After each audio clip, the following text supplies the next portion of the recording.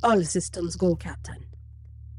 10, 9, 8, 7, 6, 5, 4, 3, 2, 1.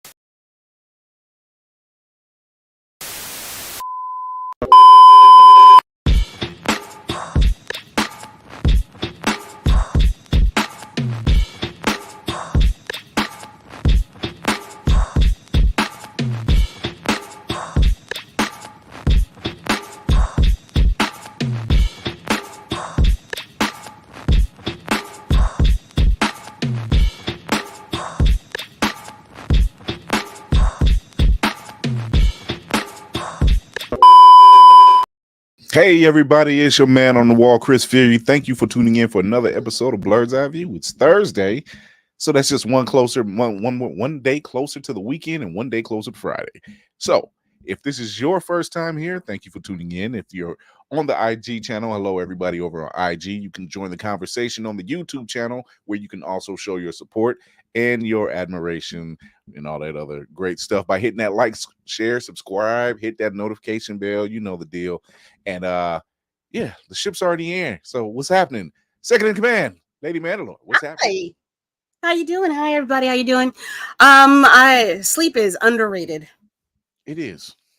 It is. Truly, madly deeply.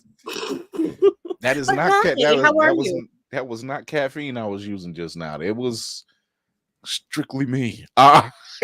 Just needed that. Just a little bit of cocaine. Staking cocaine. Oh my God. So we have our Grieta Horde in the building. What's happening? What's going on? What's going on? And you are right. Sleep is definitely underrated. What happened? I didn't do it. Ooh. I don't know what you did. Your internet don't like you. What you do? Did you say F Verizon? Ever rising? F Verizon. Am I coming in like the scrolls? You sound fine firstly. now. You sound gorgeous. Do you can see her picture? Because I can't. I can see her. Oh, okay. All right. Well then, It's not I'm me gonna that right now. F Verizon. Oh shit. Sparring said I went Oh, dark shit. too. Oh, she got hit by that. See, all right, it's not just me. Yeah, apparently it's still a thing. Whoopty freaking dudes in the building. What's going on, Whoopty? Hello. I don't always look shocked. Oh no, my she come. God. Okay, she's all right. It must be just me. Oh, No, it's not. I can't see her either. interesting. I see her on YouTube. You good? I can hear her. And I'm on YouTube. But she's frozen here. I'm frozen. I don't know if you can hear me. I'm frozen. I can hear you though. I can't hear you. I can hear You you. in the phantom zone. Yeah, basically. I'm gonna sign in, sign off, sign in again. Okay. Love you. I miss you madly. You Davey, and me what's will going never on? Hey, what's going on, y'all? Yeah, I couldn't see her either. It was a shame. It was like the invisible woman, except everything else was invisible too. So what can we say? So apparently that is another mutant power of mine. I just don't know how that works. I love it when Lady got her. I love it how Kira's got her hair up and Nicole's got her hair down. I'm digging it. Okay. Well, after Wednesday's escapades on Disney Plus, yeah, you got to pick a lane. Sometimes you just have to go back in time. It's necessary. I found this omnibus at Ollie's for $10. This is a $100 book. That's a good. Actually, no shade, because we got an Ollie's here. Ollie's is a good place if you really want to catch up on some graphic novels. Ollie's is a place we want to get. Oh, we have them here. I'm gonna check it out. You best go. Yeah. Trust me. You get all these bad boys in here. All of this. This thing is heavy. Let me tell you. You get some really good picks out of Ollie's when it comes to their graphic novels. I got a good chunk in my library as a result. I'm due to make a visit to them myself. Tafari, what's happening? Hola. I think Lainey's computer is being told that she has the StreamYard knows she has money. They want us to pay up. Definitely. Yo, you hear that bass coming through? He went, yo, boom, boom. Oh my Lord. His dad is like, we've survived. I have aging Caribbean parents at this point. DJ Chili Cheese Fries on the 1 and 2. I get it. Louder every Lex Spartan and unsigned Obi's in the building. What's up? He's like, give me that hair, Dad. As my son just decides to play with my locks in the background. What's going on, folks? We got a special guest with us tonight. Keith Collins II is in the building. He's a local filmmaker and stunt choreographer, fight choreographer, martial artist.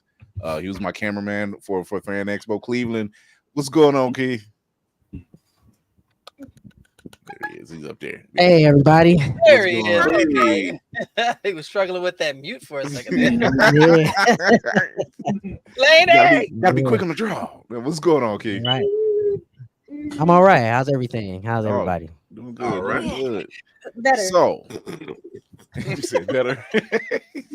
Cheers to that one. Bravo, Jack. Oh, my God. So, cheers. We're just going to jump right into it. I need to know, and I'm gonna pull up some of your footage. I need to know, how did you get started in filmmaking? I mean, it was something I wanted to do like since I was like in middle school. Because when you're growing up, you want to be things like, you're not saying you want to be a doctor or a lawyer. You literally say stuff like, I want to be a ninja, and that's what I wanted to be. So I decided that I could be a ninja if I was in movies. And from there, I just wanted to make movies. And then once I got out of college, and even while in college, I was making movies. And a filmmaker, it was a filmmaker in Canton. He asked me what I do any stunt choreography. And I was like, you know what? Yeah. And that's sort of how I jumped into doing stunts and fight choreography, and then worked my way back into like being a director and editor and stuff like that. Which do you like, being in front of the camera or behind, or both? Behind. Yeah. Behind the camera. You said, I don't have to worry about all that extra stuff. Behind that, just know how everything looks. Why? So is that the reason why? Just because you can have a different perspective? In all honesty, like if I'm in front of the camera, I only like to do stunts and fights. Like I'm not an actor. At least I don't believe I'm an actor. I don't remember lines well. And even when I write the script, I don't remember the lines I wrote. So I'd rather be behind the camera. Can relate. You just say whatever it is that was on there. I can't remember. So that sounds right. I wrote that. Yeah, no, that's good. Can relate. That's for sure. Oh my god, I'm gonna show one of the trailers you have for one of your films, and this one is for Fall Hard. So here we go. So why can't we have guns? The warehouse that they're in is in close proximity to a lot of businesses. You know, the Dirty 30. Bishop and the Grimm brothers are going to be on the 4th floor in the office. Right outside there is probably going to be those guys that we always have problems with. Yeah, he hired them. Big Kenny's there too. Quick. And, I mean, Lou going to be working the door, so we should be able to get in pretty easy.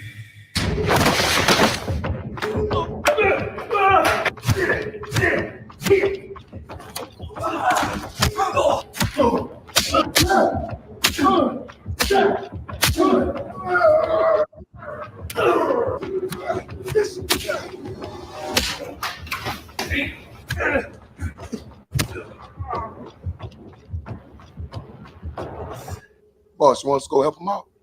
No, it's good. I pay them bitches good money to do what they do. They professional. They all fall hard.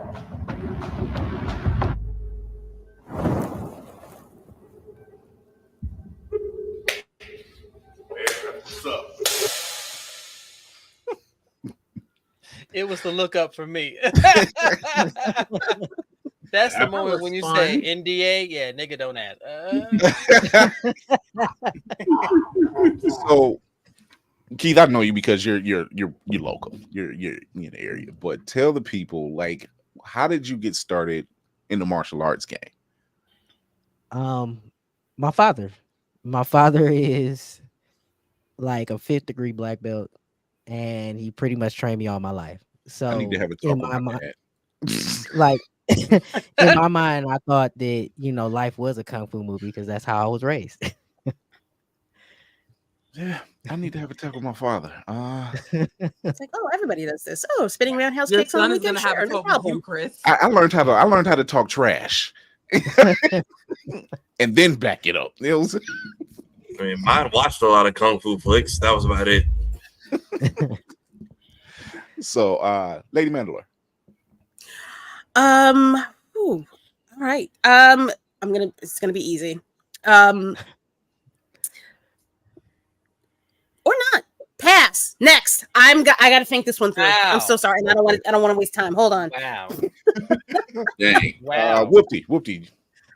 I see that you said you wanted to be a ninja. You like doing action. You like the fight choreography. You like action. Is there any other genre of film besides an action or a martial arts based film that you feel that you would like to work on next? Yes. I mean, if I had a chance to do another type of movie, it would be horror. I grew up watching scary movies, and Laney. like I don't know. I just would want to go into that and give it a shot at least once or twice. Especially supernatural horror. Okay. Like haunted house type stuff. Because you just spoke one of our crew members' languages. That's my hence her love name. Film language. So, Laney, go ahead, ask your question. I mean, I was gonna be like, who would you want to work with, especially because you have a martial arts background. But I mean, tell me about your horror film that you would work your magic in. I like legends. I like urban legends, and in particular, I like I said, supernatural type of thing. So usually, like movies like Lights Out, stuff like that. I really like. And when I go, I like mostly older movies now because a lot of the newer movies sort of get on my nerves. So I'm a Nightmare on Elm Street type of guy. Um, Okay. like Okay, those are so probably like the type of movies I go for or I try to make. If I wanted to go horror, but I mean, I'm a sucker for an 80s slasher too. Like I'm not gonna lie there, but I wouldn't make one. I just don't think my mind. I could watch them, but I can't make them. You know. So I'm glad you said it because I know because you film around this, you film around the city, you film around the state, pretty much. Have you ever filmed that? You haven't filmed at the Reformatory, have you? No, I have not. I was gonna say, But I do hear that it's haunted. yeah. So for the crew, there is Now, it's empty now, of course. There's an old prison, and it's like mid Ohio, like near Columbus or before you get to Columbus, basically. And it's known as the Reformatory. And you can tour this place, and the touring is pretty hot during the fall months, like around October. And it's known to be haunted. fun story. One of my first movies that I was a stunt coordinator on, we filmed in this abandoned hospital. We got permission to like film there, and it was always weird stuff happening. And two things happened there that was really weird. One door moved. I mean, just swung and hit one of the actors. Nobody was there. It was crazy. And then the other one was when we had to film in the morgue. I remember walking in and it was a stark 20 or 30 degree temperature difference. And I was like, nope, this is how the movie's not gonna implement. I left. I just like, I can't do this. You said your black radar went off. You were like, all you just said to me was the autopsy of Jane Doe. Like, no. Yeah. Oh yeah, that movie is that movie was something. The moment you said haunted hospital, I'm like, nope. No, the black sense is tingling immediately already. No. What are we doing? He's like, I don't think so. So self-preservation has left the chat. Like, what's going on? It's got multiple rooms. It's 13 ghosts for me. I am good. Okay. Oh, yeah. I actually love that movie. That movie drove me nuts. Okay. So Navy, you had a question? Actually, I do. Absolutely not. I Keith, it's good to meet you. I think my biggest thing is I always like talking to when I get a chance to talk to filmmakers and find out if they're anime fans or anything like that. Are you an anime fan? I'm gonna say yes, but I prefer a lot of like 80s and 90s anime. I mean, I watched some newer animes. Like I've been watching, Ninja Kamui? Yeah, I've been watching that. I finished that. It was great. I thought I enjoyed it. I watch Baki. Nice. That's another one. So if you could pick an 80s anime, since you said that, because that's my thing. All of us here, we know I'm huge on the 80s anime stuff. So if you could pick an 80s anime that you would love to perhaps become live action. Film wise, actually, I would like a remake. I would like a more true remake of Fist of the North Star. Oh yes, go! Hey. What is the hold that this anime has on y'all? Are you kidding me? So the here's the North thing. Star is Like, here's the everything. thing. We are not The anime North itself Star, is amazing, but that live action version that they had does not hold. It didn't hold up well then. We need redemption. Like I tolerated it, but it's not an anime. It's not what the anime should have been. But yeah, it's right. That we will always hope for a better adaptation of that anime because it deserves it. Yeah, I think Fist of the North Star, especially now for the technology that we have, and fight scenes that we could have. I mean, that could really be a bloody good time. Yeah. Agreed. I think that would be especially if you can do the Raid Redemption, you can do the Fist of North Star. Oh yeah. And The Night Comes for Us. That was real bloody too. Yep. Yeah. All right. The night. Oh, I gotta look that up. The Night Comes for Us. Yeah, that's a good one. Yeah, The Night Comes for Us is it's supposed to be an action movie, but I feel like it really teeters into horror. You know, it's not traditional horror, but it's definitely a horror movie. I wouldn't want to be in that situation. Spartan, you got questions? I was gonna say, because you had me on the martial arts side of things. Do you find your inspiration from films? Do you kind of take from the classic shooting style of martial arts, or you try to be more updated?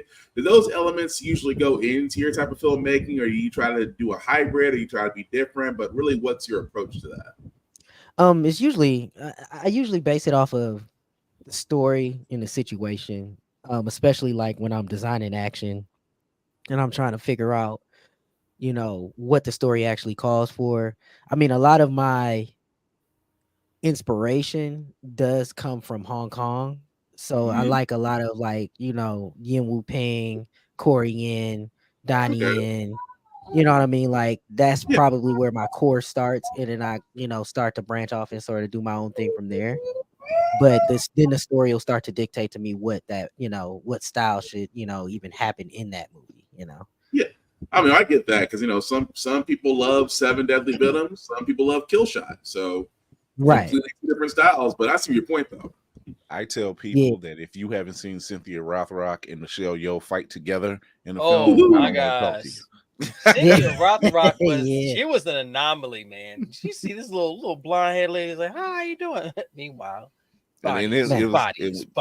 Even now, when you look at those type of films where they fight, it's moving so fast. It's moving so fast that you're just like, they speed it up. And you're like, no.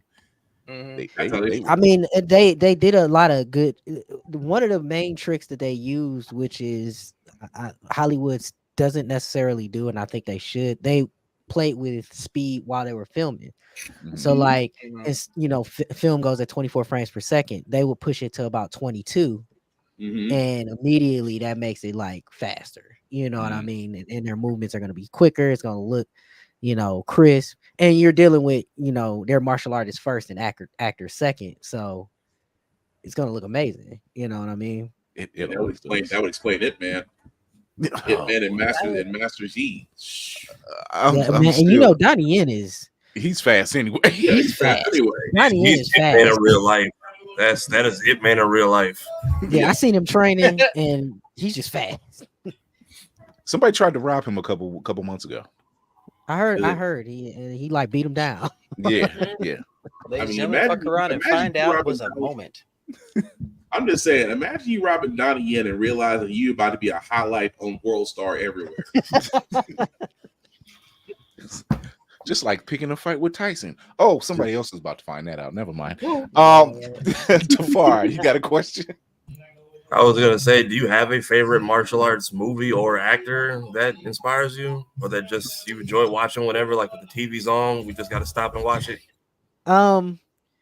Oddly enough, my number one martial art movie is a movie called Wheels on Meals with Jackie Chan and Yum Yu. I know it's an odd comedy, but it has one of the best fight scenes ever put on camera between Jackie Chan and Benny the Jet. Yep. And I mean, you could look up the fight on YouTube. You'll agree it's one of the best fights you've ever seen, and it's in the 80s. And every stunt coordinator references that fight. That particular camp of performers and fighters and martial artists. When I mentioned Michelle Yeoh, Cynthia Rothrock, Jackie Chan, Benny Jet, they're all in the same circle. Like Sammo Hung, Sammo Hung. That was my dude. Sammo Hung is still amazing. Like he's like 70. You're right. And can still move that doggone. You talking about a bait and switch? They were like, "Oh, that old man, he big, he can't move." Well, let me go sit down and enjoy my beer while you get your ass kicked. So, that man will humble you with two moves, and still won't break a sweat. Lady Mandalore, now you ready? Yes, I do. Okay, so you sure this time? I'm 100% sure. Now that I'm more polished. What scene would you like to actually take and improve that you've seen over the years? Is there a particular movie, a particular scene within a movie that you think you could improve on? And it could be a great movie, it could be a shit movie. I'd prefer a great movie because we all like to improve upon great things. However, if there's some shit that you could fix, that would be great too. Yes, Keith, you have been Mandalord. That's the one to let you know Oh, that. that is a good question. I'm sitting here You've like, been wow, I've never Mandalored. thought of that. Oh, wow.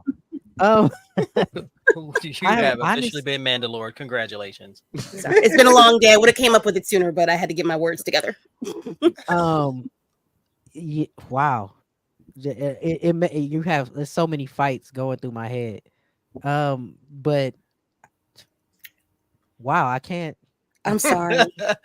You know, if okay, I don't want to see. I want to say I don't want to like dog somebody's fights. That's the problem too. Like, but if it's bad, Kira, I'll say this. Kira broke him. That's all I gotta say. We can't There's have a nice lot guests of anymore.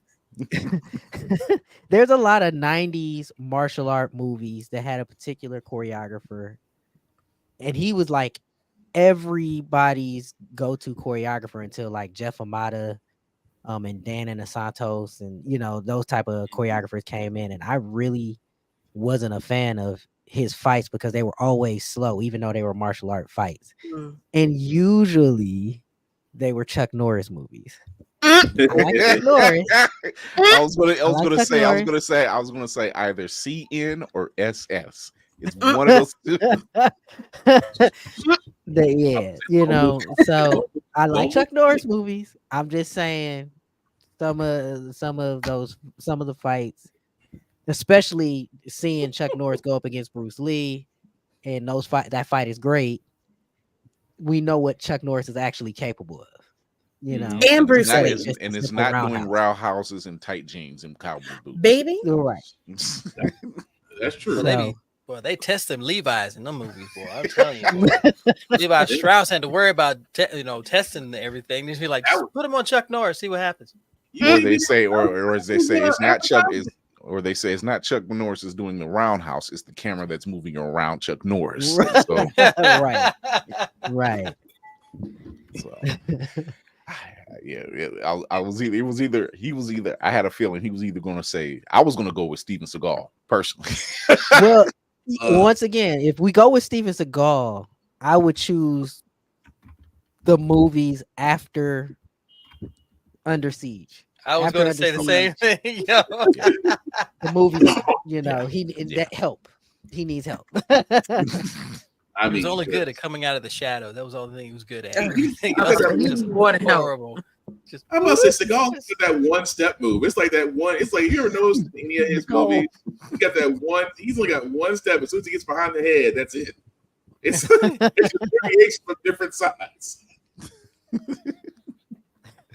No, and then I think once Chuck shaved the beard and mustache, I was just like, I don't know who this dude is. I don't know this man. Like, not Lone Wolf, not Lone Wolf McQuade. No, Lone Wolf McQuade, man. That was the hairiest Chuck Norris you ever saw. He did an infomercial and he didn't have his beard and mustache. I'm like, that is not Chuck Norris. That is a lie. Right? That is Chuck Norris on the diabetes commercials. That's what that is. That's when you know he can't roundhouse kick no more without a little help. Here's a rowing machine. Try it, Chuck. Shut your ass up. Diabetes. Oh my god. So here I have a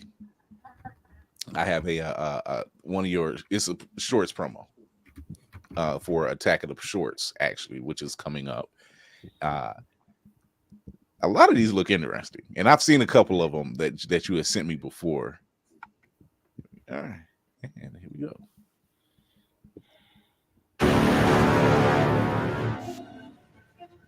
So I walk in, cocaine everywhere. Chickens. Where she get chickens from? Vic and Dwayne, private investigation. BD Private Investigation. Back against the wall, can't stop, gotta get up when I fall. No lie, man, I've been here before. It always gets cold before the war. You can feel that feeling in the air. The whole world feels it everywhere. They look to the sky and stop and stare. I feel the earth shake, but I'm prepared. I know I'm ready. Give me that weight that's heavy. Strong for the fight, so steady. One against many, more than a milli. Write that braille so the whole world feel me. I will gladly give all that it takes. Till the gas is all gone in the tank. Ain't no stopping, I'm not gonna break. Matter of fact, I'm just picking up pace. I'm ready. I'm unstoppable. Hard work all day. Go hard, always. Won't quit, no way. Unstoppable. Game on, too tough. All in, fired up. Watch me rise up. I'm unstoppable. I'll take Savior for 500. I actually seen what was it? I think it was like, how long was that one you sent me before? That was like 6 minutes, wasn't it? Or was it 15? Yeah, it's 15. I Like sent you the 15. pilot, the full episode. You got to see the full thing already. Yeah. So Savior looks like a lot of fun. So if you are in the Akron area, Cleveland surrounding area, and you want to go down to the Akron, actually South High, that's the library, right? That's the library. Yeah, just the Akron 60 Public South Library. It'll be right in House. the auditorium. Yeah, that's 60 South High Street, June 19th, Wednesday from 6 to 8. So you want to go down there, you can go to Eventbrite and check those out. I'll have that information up later. But yeah, those look, that Savior, yeah, I'm like, it's and shout out to Vigatron. Shout out to Vigatron. Because when you sent it to me, I'm like, oh, that's Vigatron. I'm like, I know that dude. Like, so for the crew, Vigatron is in the same circle as Crazy 8 and Hyro. He's in the circle with these guys. So he actually is the co-host on Blurs and Clips as well. So he just recently had a show. So but yeah, it's a lot of fun. It's funny. I like how it looks like it's almost an homage to Kamen Rider, because when I saw the suits, the first thing I thought of is we got Kamen Riders in the hood now. And I say, okay, let's go. Yeah, I'm here for it. That one Henshin. Negro, what you say? Henshin. No, it'd be like Henshin, nigga. Click. There you go. That's it. Done. So I know you. So you said you would love to attack. You would love to attack a supernatural horror type themed film. Yeah. Is there a dream location you would like to film that at? That was my backup question. Okay, you've already Mandalored this. That's why you're the second in command, because we here. So that's why she's already Mandalored him once. Okay, we ain't gonna have him stuck. I don't really have a specific place in mind. I mean, like, as long as the house looks creepy. You know what? If I think about it, I would like to go with sort of like a modern house, something different. I would like to make something creepy that seems regular. Oh, unsuspecting. That way, when you go home, you feel funny. No, don't do that. Don't do that. Don't do that. That old lady don't like when that door is open. Just close it. Like I would rather make something like think about it, like The Ring. When for a while you were scared of static. You know what I mean? Like you didn't want to hear static. Well, for me, for The Ring, it was like, why y'all keep not turn on anything? It's like, you know what? I was gonna watch TV after that movie, but I'm good. Let me just sit in here. And The Ring came out when I used to try to fall asleep to the TV. So after that came, I was like, yeah, nah, because all I would think about is that as soon as I fall asleep, she's gonna come out and kill me. Oh God! One of the actually, when I think about scary scenes in a movie, I always think about The Grudge, and in particular, the scene where the girl is hiding under the covers, and she lifts up the covers, and she's under the covers and pulls her, and she disappears. That freaked me out. Yep. Because that's where you're supposed to be safe. Mm-hmm. You're supposed to be safe under the covers. It is, because you always get the kid that runs it. They never leave the bed. They don't care if the monster's in the closet. They don't leave the bed. If it's if the monster's under the bed, they don't get out the bed. They just you're right. Yeah, under the covers, That was one of the scariest scenes. I was like, wow, that got me. Oh yeah, that was a Oh good. yeah, That was a That's another good one. one. That's that one's that wild. one was that one had a lot of layers. Yes. That one had a lot of layers. Man, Yep. It was crazy. so If you're dealing with old people, that's not the one for you. it's a scary time to be, and I'm glad you said it when you mentioned certain types of horror, because a lot of them, and Lainey, she's our griot of horror, she's our horror writer for the website. There's some gems out there, but you really have to dig for them, because a lot of there was a point where they were getting in, they're still there, but I think they're kind of edging out of it. It was that torture porn, as we like to call it. It was just like, just for the sake of having blood. That got on my nerves. It still gets on my nerves. Body horror is not for me. Yeah. Like it's you have to be subtle with a lot of things. That's why when you mentioned Nightmare on Elm Street, which actually holds up, because especially the first one, because the way it's addressed. Yeah. The story is very strong, and the first one is always going to be classic because of it. And it, even the visual effects hold up today, which is quite amazing for a 1984 movie, to see somebody get drug up on the ceiling and it still looks good. And the amount of like blood, or not blood, but you know, the liquid that they had to use. Yeah. And the same thing as the fourth one too, when they had with the bed as well. Listen. Yeah, like it's like it holds up very well. Like I watch that movie sometimes, just sort of like studying it, and I've catch something like new where I'm like, wow, that's good work. That's just good work. I'm sorry, between the waterbed and hearing the Star Spangled Banner, as dude who's just getting ripped through the bed, has made me never seen a waterbed ever at all. I'm sorry, I can't trust it. So that's psychological damage right there. I'm just I always have the same reaction where I just say, "Oh, poor Johnny Depp." It's just poor baby. Nothing traumatized people more than Final Destination 2, because when nobody gets behind a log truck. That's damn right. Absolutely not. Until this day. But turned out to be true. How many times you see those log accidents where you see a log go through somebody's car and it's in the whole time? It's not a movie. The Black Collective always says, "See, that's why we don't do that." Definitely don't get behind a log truck on West Virginia. Everything goes up or down, so you don't have much of a choice. I will tell you firsthand, my wife, who's from West Virginia, and she says, "Why do I get all keyed up when we have to go down there?" And I said, "Because it's West Virginia.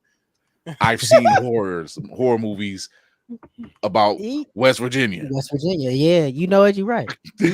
I'm not going nowhere. The backwoods. Wrong turn, anybody? Right. God, you can even say wrong turn 2021. Actually, there's a style of horror movie you just made me think about. One style of horror movie that I love, and that's anthologies. Yes. VHS. Those are fun. VHS actually is like the only super bloody one that I love. Like VHS, I hate it viral. And I think there's like the ABCs of there's the ABCs of Death, VHS, and there's another one, but it deals with Halloween. It's something like two cents. Something like that. Yeah. Was it Trick or Treat? Trick or Treat's another one. Yeah, that's also the one that Trick or Treat is awesome. Oh, the one with the scarecrow.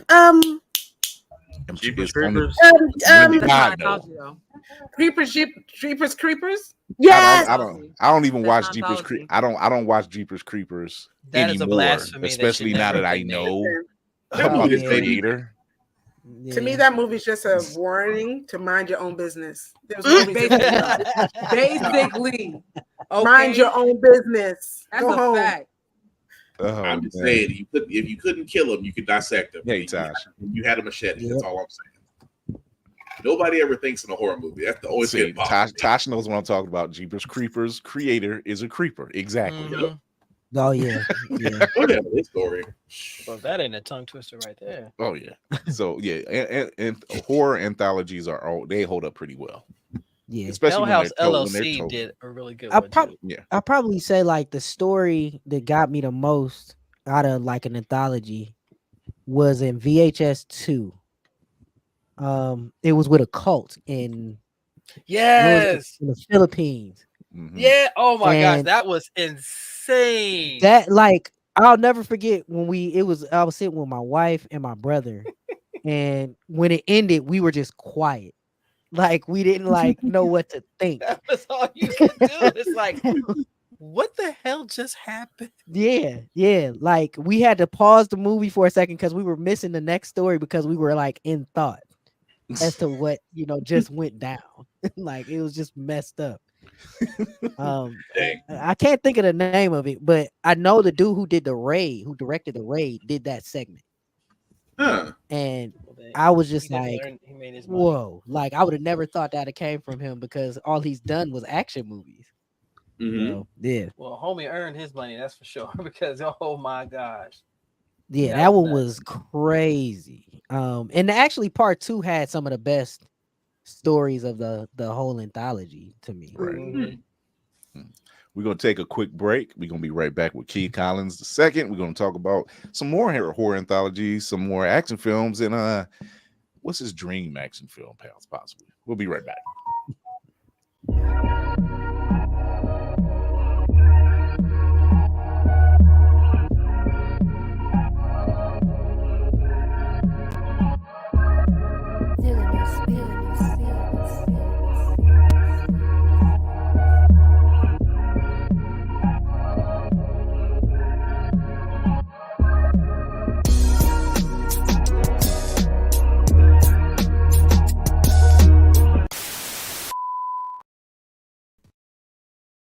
Blerd's Eyeview is a proud affiliate of Otaku Noir.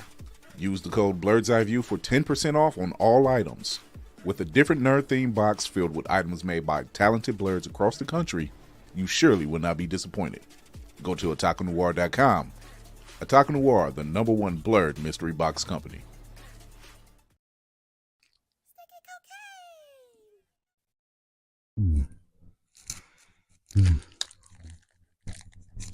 Oh, I can't wait till I get my hands on this pop start steak and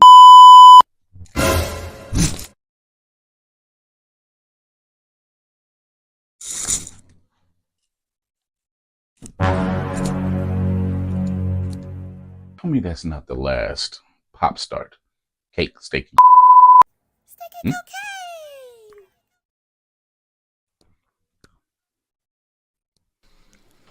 With all the vitamins and minerals that are included in Pop Starts,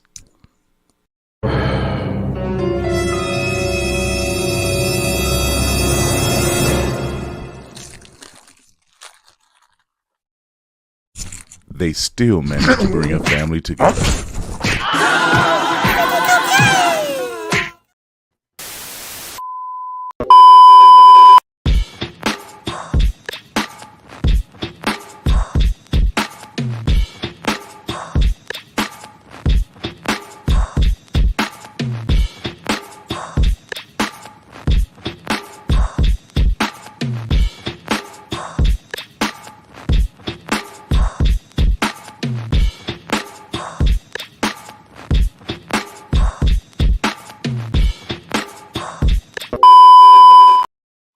Right, we are back with our guest. I'm not the guest, of course.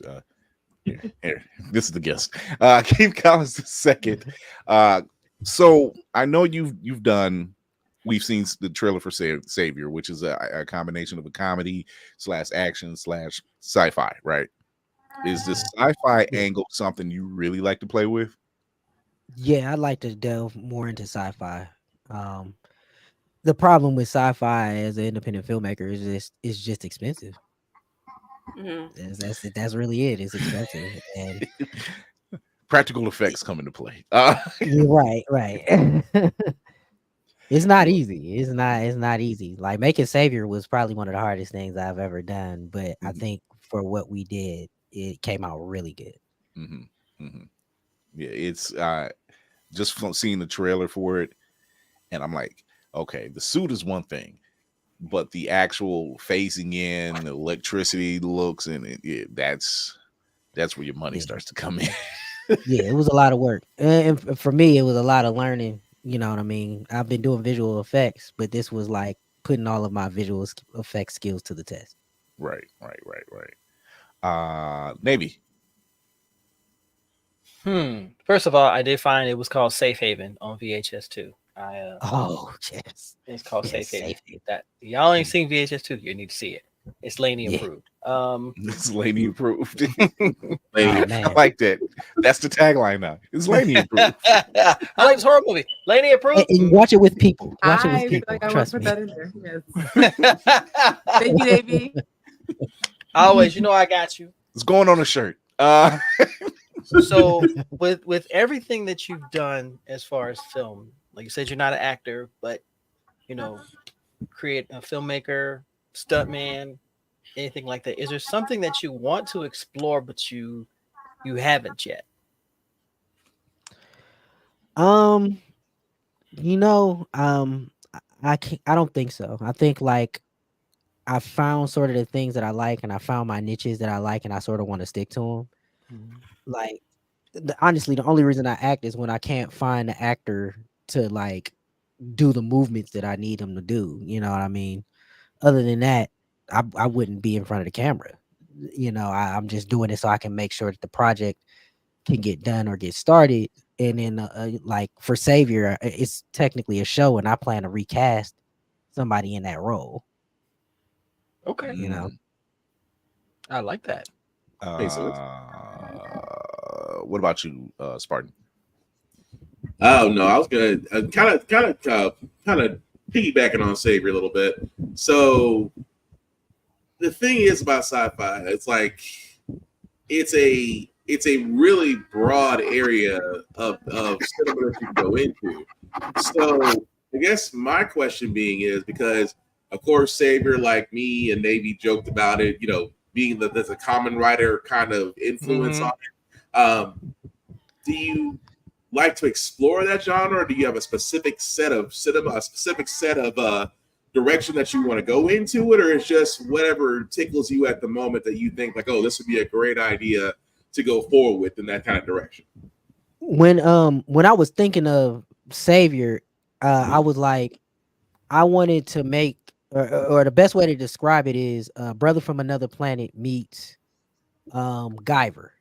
Okay. And that was where I was like, I was like, I wanted to like tell this story of some interdimensional being trying to save Earth, but he's experiencing racism. So now he's like, should I just let Earth be destroyed? I mean, we are in the Milky Way of the ghetto, so Hashtag Magneto was right, you know. The ghetto. Yeah, it's in that vein. It's in that vein. I mean, you mentioned Guyver, you had my attention. That's all I was like, okay. I mean, that was like our suit design. Like when we started like looking at suits, it was like Guyver. That's sort of where we wanted to go. Okay. No, it was no okay. That's what I was thinking. But no, it's just I'm always curious because sci-fi has always been it's starting to become that new frontier that a lot of filmmakers and playwrights and individuals such as yourself are kind of going into. It's just always curious to see what direction they want to tell a story, and I dig that. Super, an alien comes to Earth and wants to realize whether or not I want to save the Earth or do I want to damn it, and you're kind of seeing kind of from a Black person's perspective. So I dig that. I think that what really tells the story is when it comes to sci-fi. When it comes to sci-fi or Afro-futurism, I'm gonna just put it out there. We can tell a really good story. Mm-hmm. When it is something about people of color and Black people that can tell a really good sci-fi story. I think it's because we're always looking towards the future because of where we are right now. I was gonna also say just a word was given and received. So what'd you say, Laney? No, I was gonna say also are just collective experiences. You know what I'm saying? Like we're even experiencing that now with X-Men. I'm not sure that the story could be as rich Mhm. if Napkins wrote it. You know what I'm saying? Like they can write a story, right? But like there are nuances that they just will not get, especially being in America. There are nuances they will never understand. You know what I'm saying? So like from our perspective, we can fill that in and it makes it that much more richer. Yeah. I agree. I have another trailer for you, and this is the one I had seen the entirety of, and I'm like, this is fun, and because it was completely different.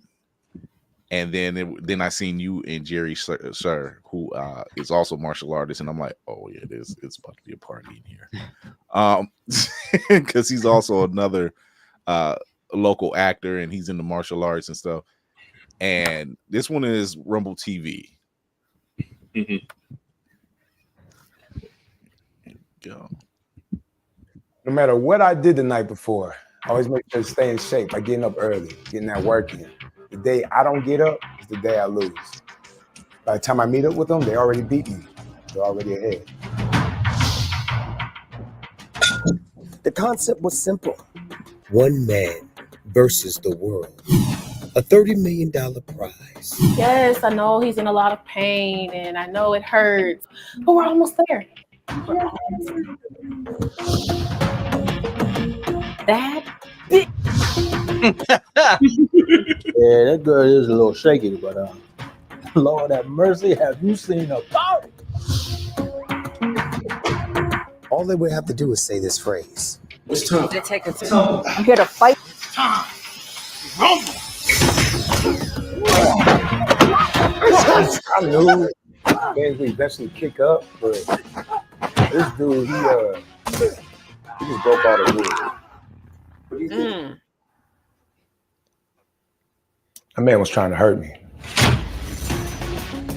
Ladies and gentlemen, I bring to you Rumble TV. It's time to rumble. It's time for you to rumble. Here's the card. Let's go.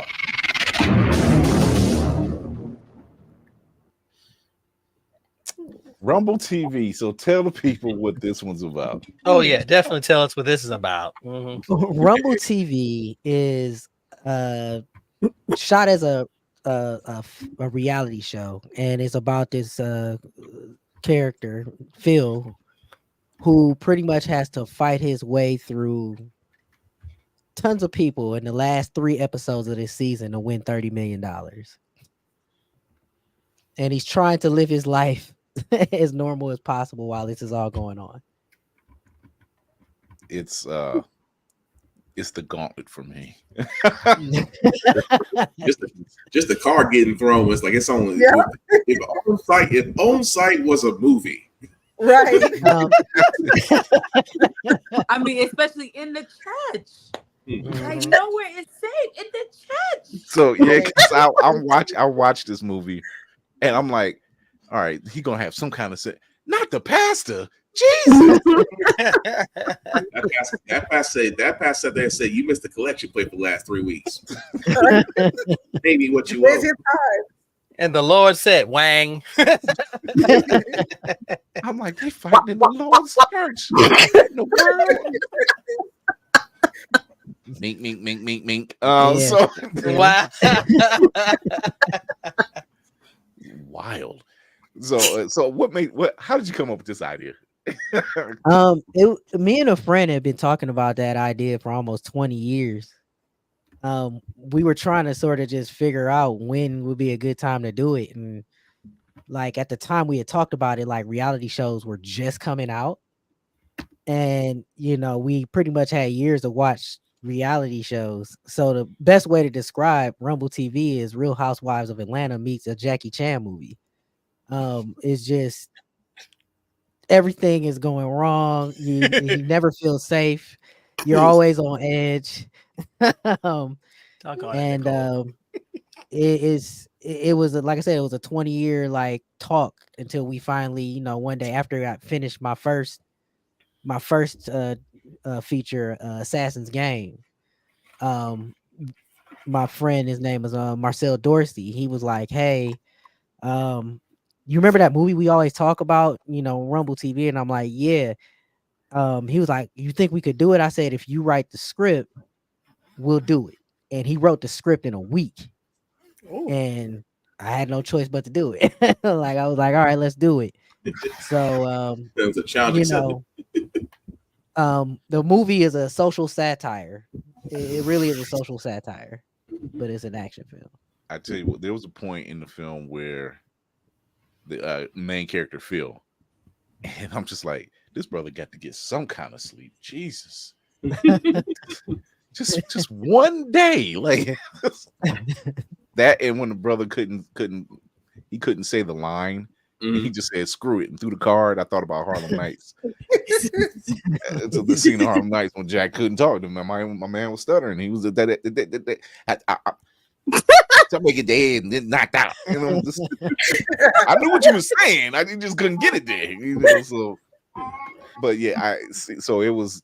I'm like, oh, this is a comedy / reality series, and it's crazy because this thing is like you getting your ass whooped for $30 million. Yeah. Half is going to taxes, a third of that is going to the hospital bill. Like, you just gotta. I'm like, yeah. No, it was that movie was one of the roughest movies I ever did because we filmed it during the pandemic, and you know it took a lot more time because of it, and we ended up finishing it. It took me 2 years to finish it. We finished it in 2022. Because of, you know, we weren't able to get locations and stuff would change, but everybody stuck with the project. They believed in the project. And we were able to get it done. I think it turned out really, really funny. Like, I think we got our desired result. Yeah. Before we get to our next topic, talk to us about Thrill Flicks. Thriller Flicks. That is the streaming service that I created to give creators of color a place to have an imagination, like a place to put their movies with an imagination. It's the opposite of Tubi. Thank you. Oh my God. Thank you. And if you're wondering, yes, he's in talks with I know you have one on Amazon, and I know you have the one on Tubi, and I know you're talking to Kevin over at Blerd Station too. So no worries, there's plenty of projects to go around. Yeah, like the goal, like I know Blerd Station wants to be the Netflix. I want to be the Tubi. I want to be the Blerd Tubi. I said the only reason to watch Tubi is if I want to see an old movie I haven't seen in a while, like Big Trouble in Little China or something like that. Yeah, Tubi, like, and don't get me wrong, there's some guilty pleasures on Tubi. I don't, hate Tubi. It's just that, it ain't by there's us. Definitely a lot of the same. There's a lot of the same. Yeah. I have heard some horror stories. Yeah. About some of the films that's on Tubi. Yeah, no, like Thriller Flicks is the anti Tubi. It's really for it's action, comedy, horror, sci-fi, and that's the content we look for from filmmakers. And we really just, like I said, I just want to show that we have an imagination even if we don't have a budget. That. You're speaking. You sure you ain't a pastor? The second set of bars you drop on. Okay, there it is. Now I was adding up. See, that's that intuition. So, I'm gonna show the clip for Thriller Flicks, which is like the sizzler, I guess you can call it. Yeah, the sizzle is real. Yeah.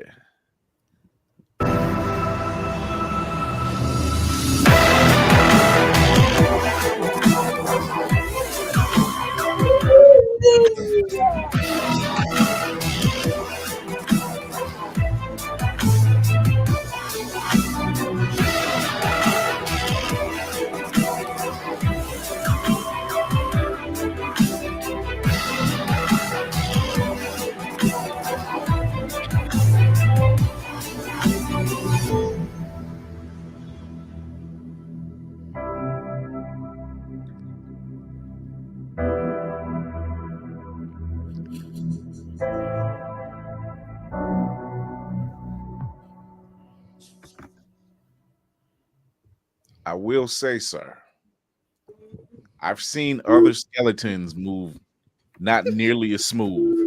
I'm trying to figure out why was the skeleton packing is my question. Yeah, I literally put that in the comments, like, sir, it's shooting skeletons. What we doing? Pistols and aviators. That's the thing. That's skeleton. I'm The sorry. name of that movie is Skeleton Cop, by the way. It's actually very entertaining. Is it a skeleton cop that turns his body camera off? What the hell? Wow. It is very, very entertaining. It moves better than the skeletons from Army of Darkness. That is true. That's saying a lot. I don't know why. I just got like Assy McGee in my head from that. I'm gonna watch it. I'm just saying, but it's that's what came to my head. Oh my gosh. So, how can people get in contact with Thriller Flicks? Say that one more time. I'm sorry. How can they get Thriller Flicks TV? Right now is solely a website. We're working on our app right now. The app is in alpha, and it's gonna be Android first. Mm-hmm. So I feel I'm sorry. We will be working on the iOS, but it was just easier to program the Android.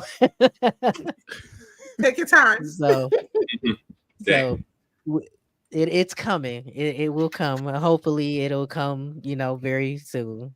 That's but Android will probably be dropping first, and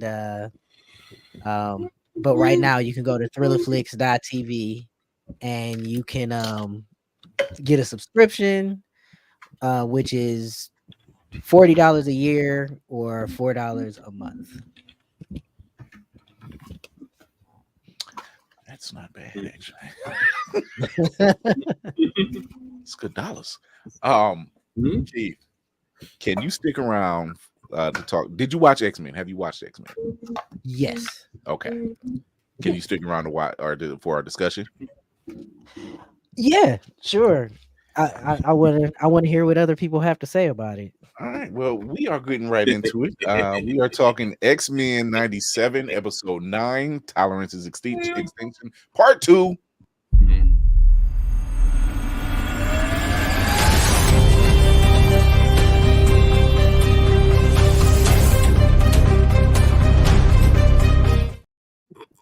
Can we pray for Spartan first? Because Spartan has been getting the living hoo-ha beat out of him during the course of this. This has been hilarious. Spartan is taking on. He's pretty much what Wolverine has been getting to the it's Goku Day, and Gohan is in his training arc. His hair is longer. His earlobe is longer. I just let him play. Just let him play in my hair. So we've gotten episode 9. We're one more episode away. I'm not ready. Do we want to put Kira's poster behind her? I'm all the time. I'm representing the mutants, and I gotta say, this is some. I can't say it enough. This is some of the best damn writing I've seen out of any animation. Animation. Yes. I'm not saying that because I love X-Men. I'm saying that because we've all watched a lot of DC animated films and shows, even Justice League Unlimited. Great stuff. But the writing in this show, it's better. It's better than a lot of live action stuff. Let's be honest. It's better than a lot of live action. Yeah. When you see that, go ahead. I'm sorry. I think in part because they know their audience. It may have started out as a show for children, but they know that those kids that watch that show are now adults. Right. And so if they want to continue the story that we watched when we were kids, then they need to adultify it a little bit, grow it up a little bit. And they've done an amazing job with it. Lady Mandalore, you was going to say something. You was going to say something? Yeah, you was going to say no. I was no. Or were you just praising the goddess of storm? Yeah. Okay. Speaking of which, we knew she was coming back, and just as the goddess she is, she came back glorious. And nobody is supposed to be doing, you know what? She saves Roberto and Jubilee's ass, and she's posing as she did it. And I'm like, pose. I didn't get it.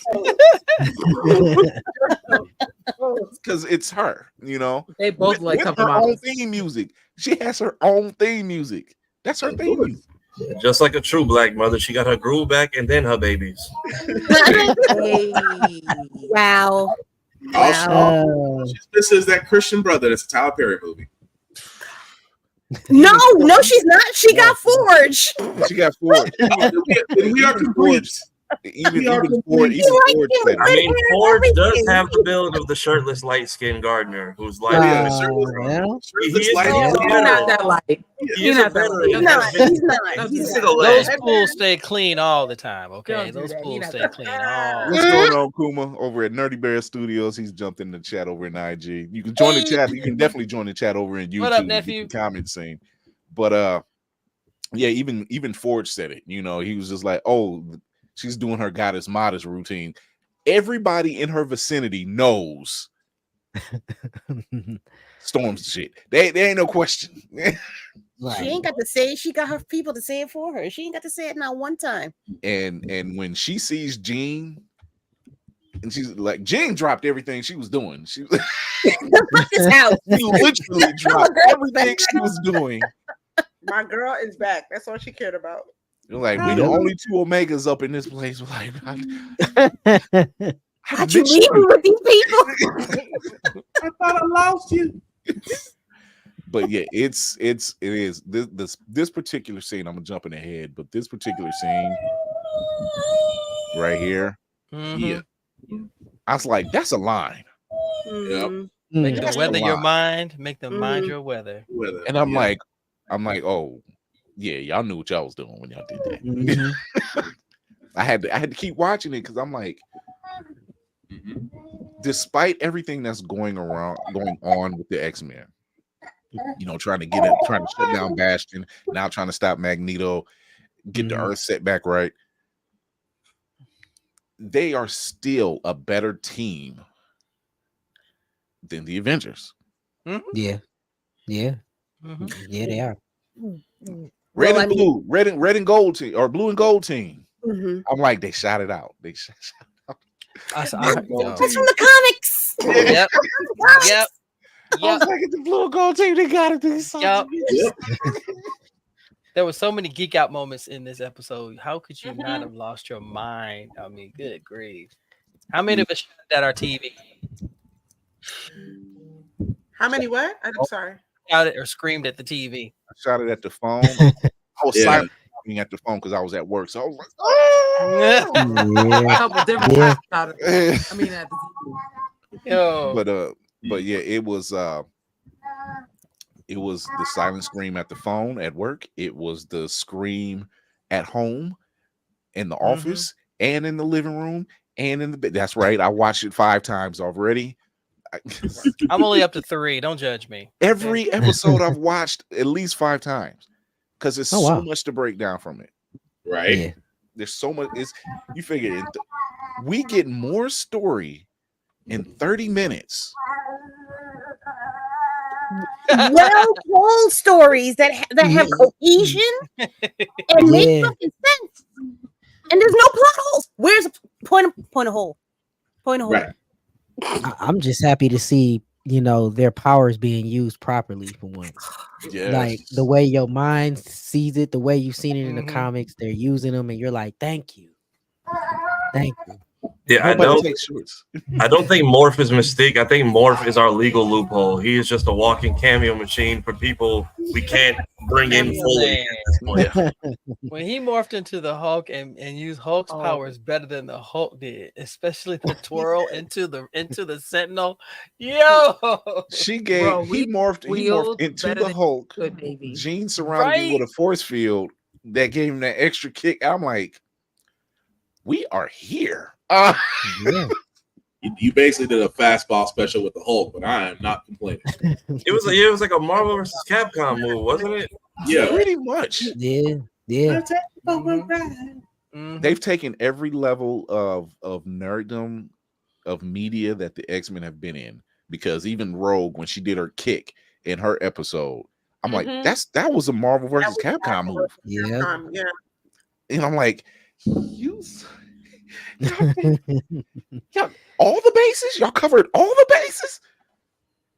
I was literally, I could, when you nerd out, you can feel that gauge when you you feel. And I'm talking to my wife, and I said, you don't understand.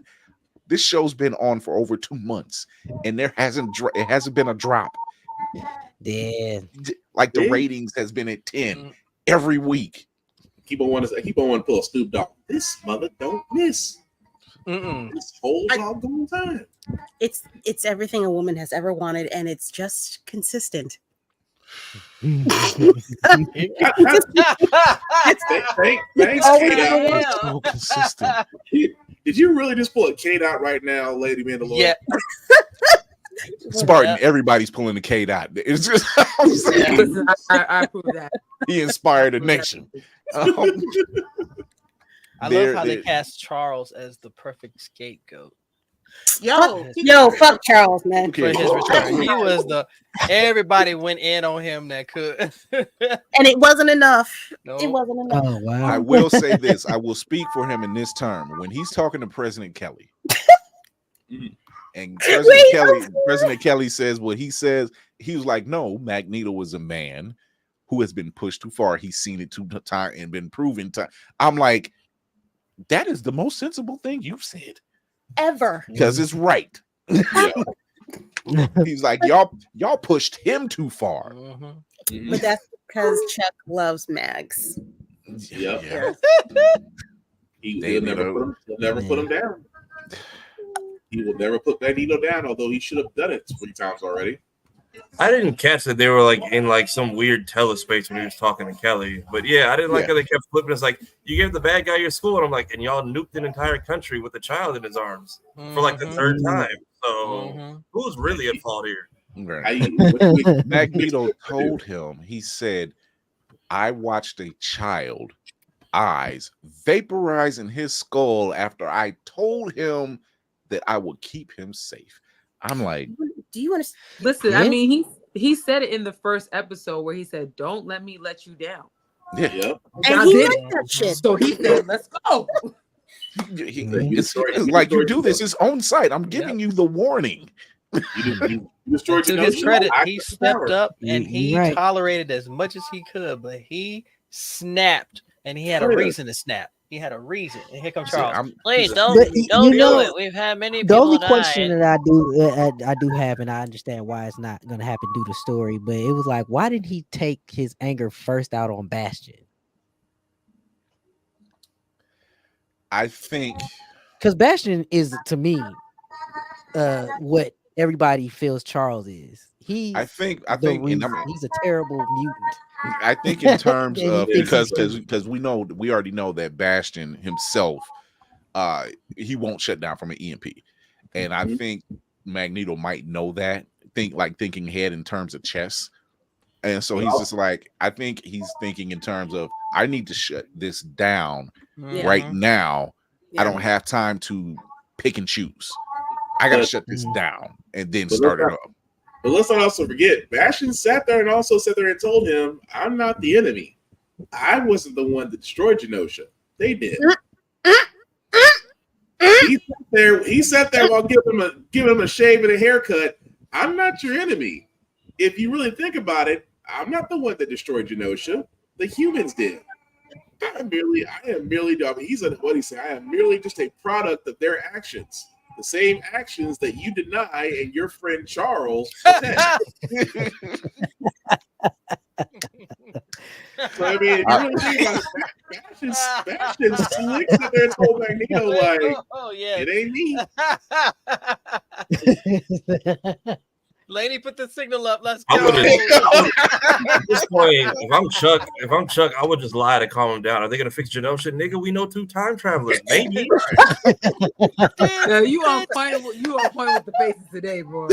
Yeah, man, Look, I'm like Magneto. Like you get to a point in life when you become an adult after reading so many X-Men, you're just like, no, he's actually right. Yeah, he Like is. I get what He you is. want, Charles. I get it. But at the same time, where does it end? Because you know they're not going to change. And all I want is for us to be left the fuck alone. See, Right. This is why I keep saying Charles is a selective pacifist. He's selective. Charles, and it's never in his favor. It's literally never in anybody's fucking favor. Nope, But, Charles the got thing that alien punani and he left. Yeah, You could tell the episode was gonna go when he couldn't wheel through his own. You could tell how it was gonna go. He couldn't wheel through his own hallway because of the rubble. Like, yeah.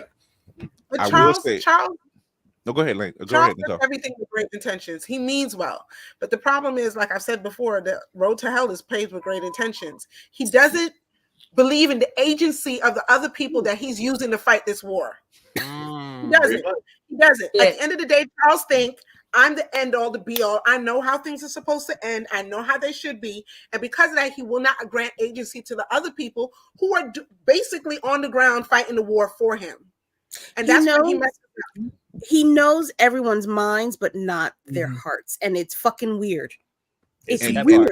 And the way these conversations go between him and Magneto are the same conversations that we've seen in the live action movies where Magneto was like, nigga, you can just in just one. I'm sorry. Just one. And that's all it would take. If it's the president, if it's somebody holding nuclear, push just one.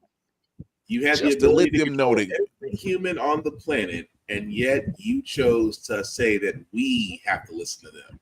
Yeah. I mean, Red Hood said it best. And Under the Red Hood, when he's talking to Batman, he said, I didn't tell you to kill all the villains, just the Joker. Just him. Nobody else. Yeah. Because nobody else is nearly as a threat as this dude. If you take him out, the rest will fall in line. Yep. That part. But to his whole thing, I feel like the doc was just a reason to split them up, which is something I noticed. Like in the original series, it's like they have a way of just making sure that this group of people are removed from this scene where they'd be helpful. So I feel like they needed a reason to split them up. So yeah, half them go to Asteroid M, half them go to Bastion. Which there was a lot of. We could have been doing this the whole time because we could have just. You tell me Asteroid M was just in the water, and you could have easily just been like, "We'll try this again." On top of that, as much of a pacifist as Beast is being, we can karate chop Sentinels and pimp slap them with their own hands now. He does have super strength. He does got super strength. What did the 5 finger say to the face? You couldn't do that shit to Trent like one good time. Just I'm not condoning violence against women. But she's a Sentinel prime. Just what, like Kendrick said, right in the throat. Right in the throat. Well, I'm not saying you could have backhanded her, but I understand. Apparently with them, it's whoever gets the first hit because him and Rogue literally got knocked in the next week. Yeah, Rogue got sucker punched and she was out. And she had her moment when she sits there. She was like. She looked at everybody. She was like, she looked at Storm. She was like, "Gal, you wasn't even here." She like, you weren't even here. Jean was down, had dead, and how many times have we been through that? It's like I'm like, right, like, and the rest of y'all wasn't even on the. I told you on the back. Morphin ran the list. Damn. I mean, at least The funny thing they said about Morph was like they were saying in the original 92 version, Morph actually got X'd out within 30 minutes of the episode. Yeah, he did. He wasn't even on team 30 minutes before. The writing was so accurate on this. Yeah, because she was like, Morph wasn't even on the team 30 minutes before we threw him to the wolves, and I'm like, yeah, because Wolverine got pissed at Cyclops. He gut punched him. He was like, "You son of a bitch." At least you left him behind. She was nice enough to not misgender them during the chew out. That was kind of her. I caught that because she said they, and I'm like, I caught that. No, you covered the bases, my guy. I didn't. So when she said we threw them to the wolves, I'm like, nice of you to not misgender morph while reading everyone for filth while wearing Remy's coat. Yeah. While wearing Remy's coat. And she took it off. Was like, okay, I'm And she leaving the didn't past behind. disrespect it, even when it came to the goddess. She didn't even disrespect. She was like, "Gal, you wasn't even here." Yeah. and she dropped it at the like. And I feel like wasn't that wrong. hurt worse. Yeah. Ma'am, sister friend, I'm just letting you know. This girl wasn't there. Now you notice the entire didn't see time. what I seen, but I'm gonna just leave it at that because I know you can strike my ass at any moment. But Now, I think out of everybody that could have convinced Rogue not to go anywhere, it was Nightcrawler, and he said nothing. Anyone else he notice just that? said her name, and then she was like, Noticing a pattern with that. He said nothing. Yeah. I mean, Nightcrawler had nothing to answer me. I actually You really are a mother's child. I actually like it because I feel like in the older ones they would have had more of a discussion about don't go. And this is the second time that there's been something that you can think about it being either morally wrong or morally ambiguous, and no one is really trying to say don't do it. And I like that. You know, Well, after she dropped because- my guy off a fucking roof, what you gonna tell her? But that's what I'm talking about. That's what I'm talking about because I feel like in either older, the older version or in other cartoons, you would have had characters really grip with that dialogue. No, they just let it go. They let it be and they let it sit with the viewer, and I love that. There's moments. Go ahead. How Magneto just showed up with an entire asteroid. Asteroid M. That's where it crashed at in the originals. Y'all coming or what? Yeah. One of my friends, shout out to your boy Rock Lee. One of his friends was like, "Why didn't he just take it and just go live on his own?" I'm like, they did about 2 seasons ago, and then they just apparently could have done that again the whole time. Yeah. Yep. It actually. The first time he had Asteroid M, he had Cortez. Cortez was a little power hungry. He was a little out. That wasn't even his fault. Cortez, oh yeah, that wasn't his fault. But Cortez, it was the fault of Cortez. So, once they figured it out, plus he was lying. And that's what caused all that turmoil. Yeah. So when he crashed land, he told Professor and the team, he was like, "Hey, y'all go, I got this." And he crashed it. He was like, "I'm gonna bring this down safely." But he stayed on the lam. And now all this happened. He was like, "You know what? I'm going to do this again. And this time I'm not asking no questions. I'm not looking for no permission. I just need to do this." Yeah. And this is not the only time Rogue has left, before, because she started out with Magneto in the original. Yeah. Series and comics. And when Rogue and Sunspot leave with Magneto, it was giving me Scarlet Witch and Quicksilver vibes. Because there was a moment where he was just like facing off with them again, and he was like, "I will take my kids with me because they ain't gonna say no." Right. Because Pietro is always trying to get his father's approval, and Scarlet Witch is just basically her father's daughter. And on a dying planet, you didn't go get them first? Right. We might have. Dear X-Men, I'm sorry that those men are your fathers. Yeah, you're right. He was more focused on shielding the mutants. Dear as he said, "I tried doing it your way, and look what happened.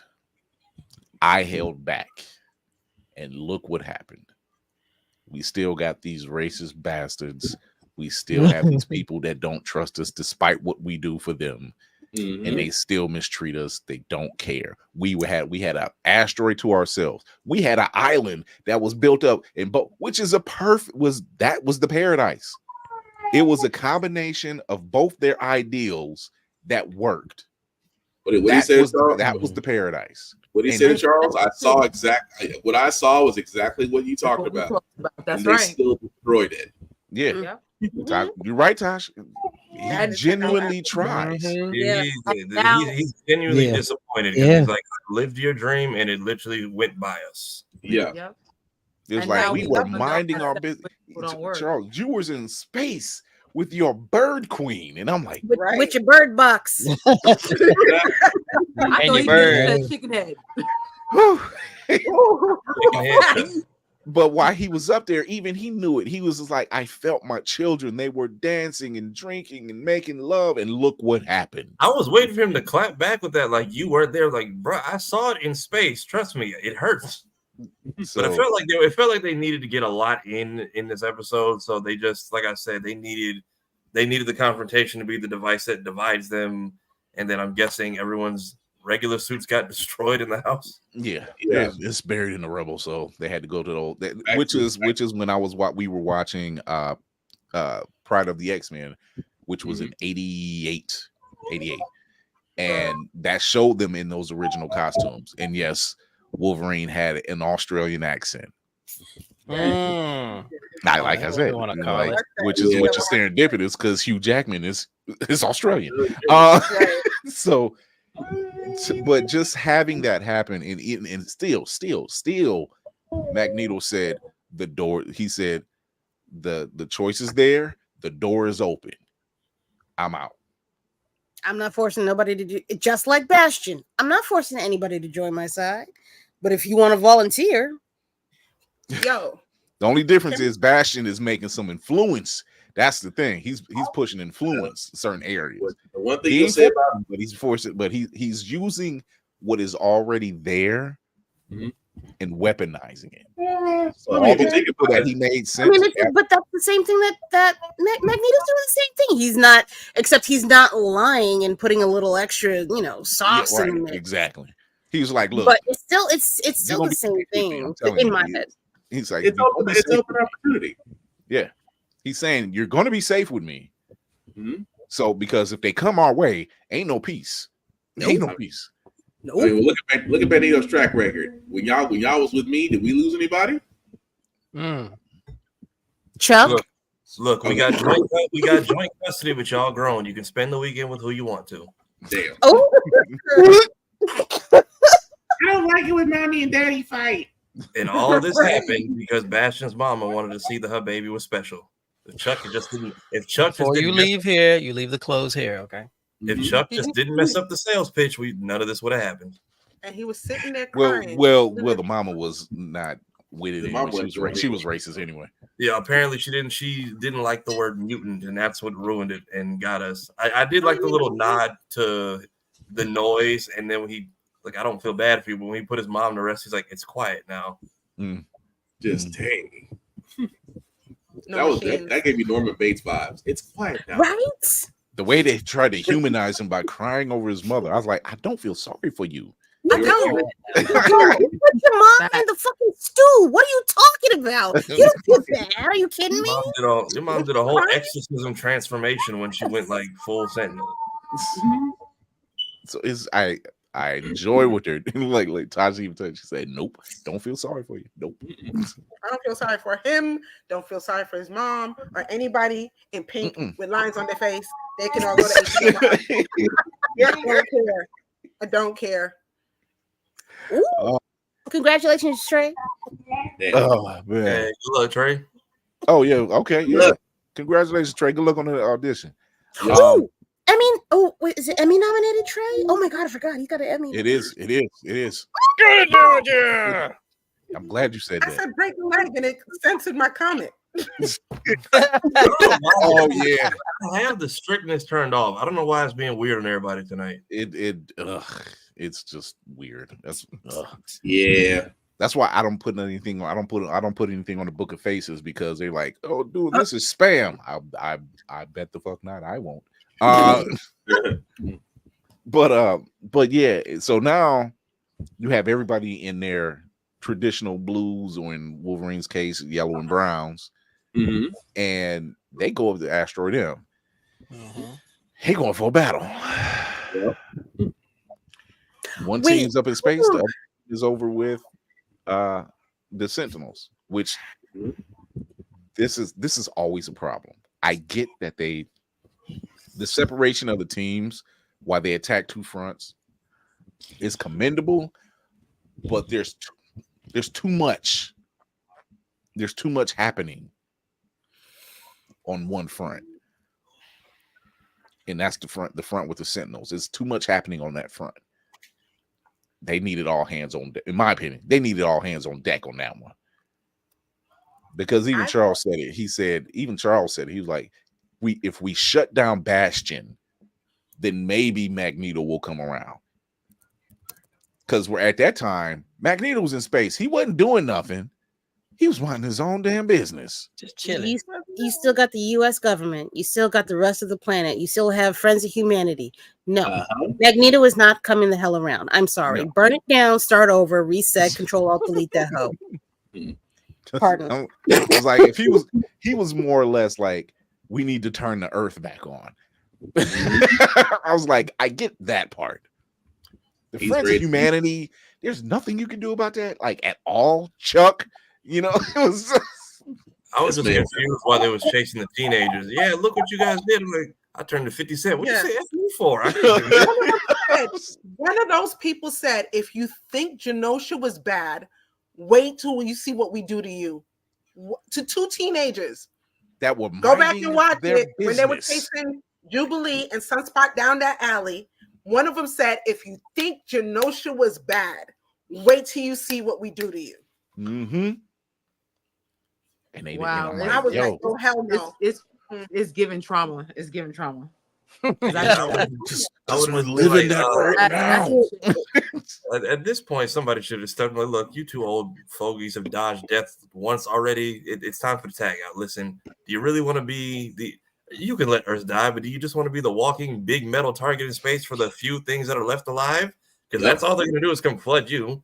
Like, congrats. You get your ass ready. You watch the Earth turn black. Have fun harvesting no resources, old man. I was waiting for someone like, hey. So Jedi Master J over on IG, he says, I need like 5 more seasons of X-Men. Dude. Bo constructed seasons of X-Men 97. Right. Please. Oh, he's ahead of the curve. My money is he's secretly rehired. He's secretly rehired Nancy. Because he is actively on Twitter breaking, like, here's your homework. Right, read this, do that. Watch Star Trek Cause and Effect for next episode. Here's after said episode, he answers certain questions. He acknowledges certain things, and I'm like, this doesn't sound toxic to me, people. None of this. Look, we done got through whole 10 episodes now. I'm just counting that one out right now. Although he used that Star Trek, he used that Next Generation episode. That's why I was like, oh, you son of a. Okay. He's did anybody catch the self-insert during the fight with DeMayo's diner? Yeah. Oh yeah. I'm with you, Tosh. And then Sinister can apparently skate on air now. Like it was giving Adam Eve. They've always nerfed Sinister. He's him, but at the same time, he's still human. He's still got coward in him. Yeah. You know, I respect him. He's not exactly Starscream coward, but he's damn close. I respect him as a scientist, but literally everyone has got a shot off on this man and made him retreat. Like at this point, I was like, oh, he's doing good, and then you got beat by Blerd jukebox. Don't square up again. I mean, Bastion said it. He was just like, I knew that wasn't you because he would have left before saving anybody else. Can we talk about how sending in Morph as Sinister was nasty work? I didn't catch it. Smart move. Yeah. It was a smart move, but not enough research done on that. Isn't old boy still somewhat traumatized? I mean, no. Wasn't that hinted at in the beginning? Morph had to nut up. Morph had to nut up. It was no other question. I get your point. Being the character that drove him crazy, and because he did reference the bag under the eyes Morph earlier in the season too. So. I really think that it's fucking Magneto. There's no way that boy would have turned into fucking. I can't shake that shit. It's bothering me. I don't want to be wrong, but I also, if I'm wrong, it's fine. But explain it, because there's no way that child has healed from the trauma that was Sinister.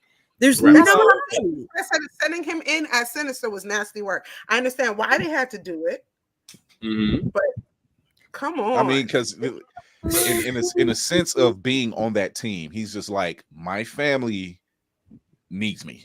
I gotta buck up. I gotta buck up. But there's I may not like it. I may not like. Okay, the thing that's if it's with Logan, yes. I don't think plans were being made. I think these were all split wartime decisions because by this time, Jean is with Sinister, not Bastion. Cable got yeeted into the forest. But that's my thing. Every single episode, we have a conversation and a conversation after conversation after conversation about things that are traumatizing to every single member of this team. Morph has not talked about him once this entire season. That is weird. It's weird. If it's not, I'm standing on. Well, see, this is how I look at it. This is how I look at it with Morph. With him dealing with that, with Morph dealing with the trauma, and he's very snarky, right? And people who snarky like that, they use that as the cover for something else. Spider-Man does it all the time. Yeah, he uses sarcasm to hide his pain. Yeah. Yeah, we touched on it in the Goblin Queen episode a little bit. But we have Cyclops going in heavy with Charles. You have Storm going in heavy with Forge. You've got, what is that child's name? Jean Grey going in heavy with Storm about her child, about Wolverine and Cyclops. There are so many people having these moments. In the original series, never has a moment. In this new series, Morph never has a moment. That bothers me. And I swear to God, that's the only plot hole that is chapping my ass right now. Because there's no fucking way everybody on this team, including Beast, has had a moment talking about their trauma, and it's never Morph. Even during the moment when Goblin Queen was fucking with him, we still don't have that conversation. It's weird. I'm just saying it's weird. I think it was supposed to be brave. I think it was supposed to be like brave of Morph in the first place to even reference their old defective form, and then to even, you can see they were shaking up about even going to the castle, but they still went. So I think this being like a third charge on the same person, along with multiple attempts from the previous show, I think I wouldn't be surprised if they felt like they were beating a dead horse since all of season 2 was dedicated to this, or if they're saving it for the next episode. We could. If there was a moment, to your point, I was expecting it to be during the collar conversation, which by all means, I know Storm's traumatized, but yes, let's use the bad thing one more time. And there's also one moment where they zoom in on his eyes, and I can't remember, and I'm really bad at quoting shit from shows. I will never do it. Sorry. But there's a moment where they actually zoom in on his eyes while they're having that discussion on the dock with Rogue. It itches so fucking bad. It's annoying me. It's annoying at this point for me. I'm like, if that's the red herring, I'm the only one that's watching, and now I feel like I might be. I don't know. I mean, I'm asking every episode because they're in every intro credits. Where is the rest of the Brotherhood? It's like, that's why I'm. Oh, that's not time for them to come in yet. No, that's why this episode, I'm like, okay, everybody who's like on the right side of that opening credits has been shown through Morph. I'm like, Morph might just be our legal loophole. This might not actually serve anything. Not Sabretooth, actually, now that I'm thinking about it. Not Sabretooth, but I mean, we've got Juggernaut, we get a bigger transformation every, like, it'll be Galactus. We haven't seen Pyro either. We haven't seen Pyro. I mean, we haven't seen Pyro, so that's another one. So we've been looking for Mystique for this entire season. Yeah. He kept throwing out. I'm still saying old girl's Mystique. She's not in it. I'm agreeing with you.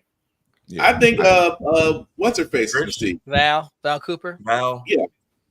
I think Mystique is her.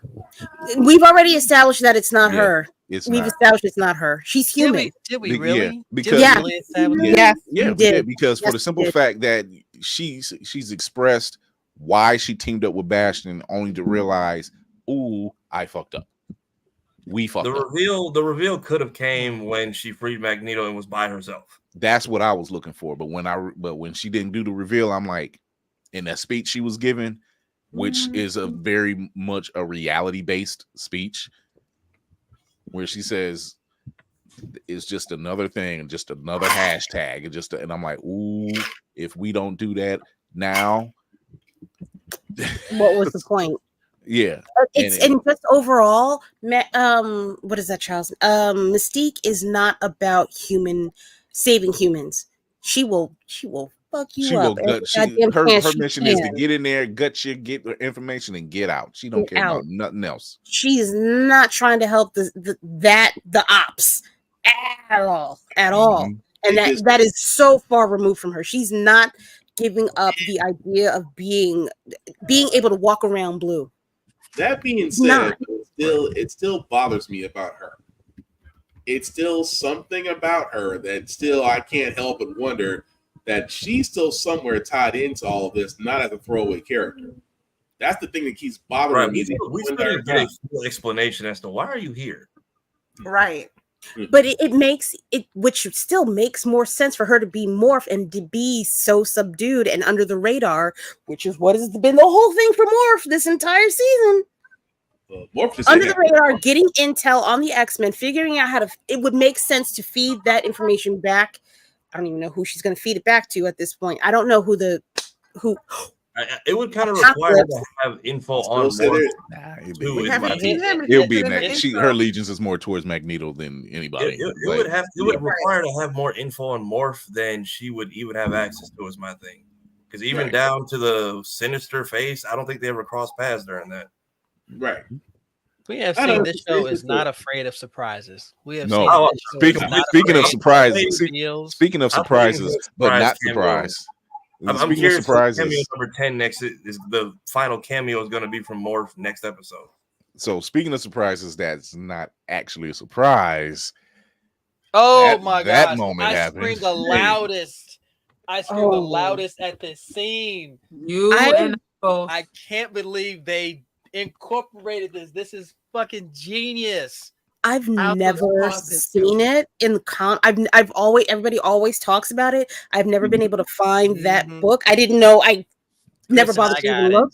But when I saw that shit, I was like, wait, I didn't wait. No, we didn't know. Look, when we first read it when it came out, we were just like, yo, damn, I didn't realize he would have been able to do that all this time. Yep. He just was like, I just choose not to.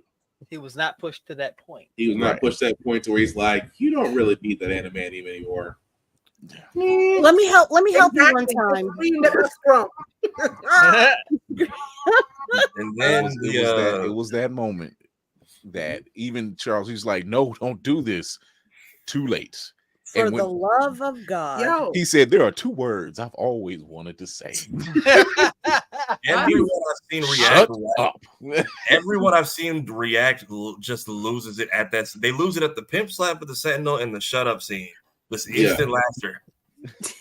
Absolutely. How long was Magneto waiting to say those two words? He's like, you know what? Just one time. Shut up. It's putting it over the mouth of someone who doesn't need it to talk. That's the funny part. Right.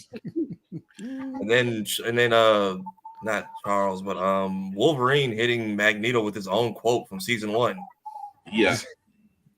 That was the fact I was waiting for the stat. I was just like, because he's like, I've been wanting. One thing Wolverine will do is he will take out the enemy. Yep. Which is why he doesn't have a lot of enemies. Zombieland, double tap. From the minute he landed on that asteroid, he went straight for Magneto. That's how come Rogue had to get in his face. She's like, you're going for the kill. We're not doing that. He said, not now, sugar. I was waiting to stab her. Like, you can heal later. Just sit down somewhere. Because even she was just like, look, we ain't trying. We'll fight you, but we ain't trying to kill you. Like, we don't want that. You didn't claw one thigh, give Rogue something to worry about. Like, here, I'm not gonna kill you, but just have a seat. She was like, no, you going for the kill. That's not what we're gonna do. This series continues to show the genius of placing plot lines from the comics that have been long standing. Put them in at poignant areas at points where 1, you're going to react, 2, you're going to talk about it, and 3, you're going to speculate what's going to happen next. Right. I'm here for it. I keep hearing just I don't know, but I keep hearing that one. I keep seeing Onslaught trending, and I got 0. The only thing I'm looking at is because I don't think I've seen them do it outside of video games in the anime for X-Men that only I saw, where Wolverine has like this feral form he goes into when he gets hit with enough pain. That is the only time I've seen it done.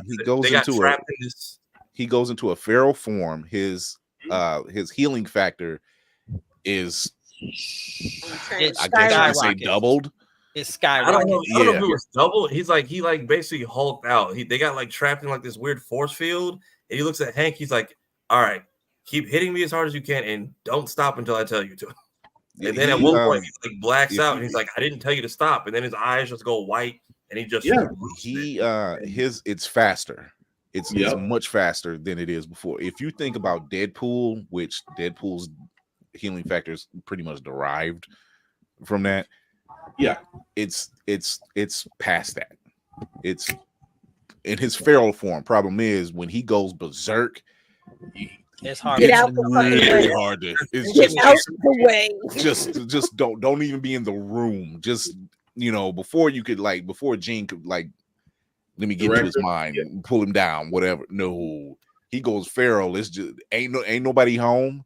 There's a reason why his name is Wolverine. Yeah, I think once they did it to him in the anime, he was burnt out afterwards, but they sicked him on the bad guys, and then when he was done, he basically was just looking at them because they were the only ones left, and they were like, "Okay, now hit him before he kills us." Yeah, right. Yeah, he's in that form, and when he's in his feral form, the only one you can kind of unleash him on is Hulk. Because that's somebody else who can take it. He's just like. That's the only person on his level. The only person that can go toe to toe with him at that point is Hulk. So I saw people getting when they did the brain blast and had the whole anime impact frame.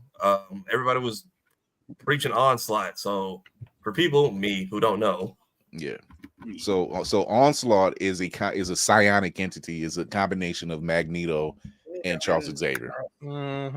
Very a marriage, if you will. Oh yeah. Oh my God. Very much. Laney, you ain't seen nothing yet, but it's about to go sideways. Just talked about it, Trey. Just was talking about it. Yeah, it's right on time, dude. Yeah. Who's in charge of the mind when Onslaught is happening? It's the Magneto form with the Charles Xavier's. Yeah, I was gonna say they almost, but it's still half and half. But it's like a Dragon Ball Z merge, except Magneto's driving the bus.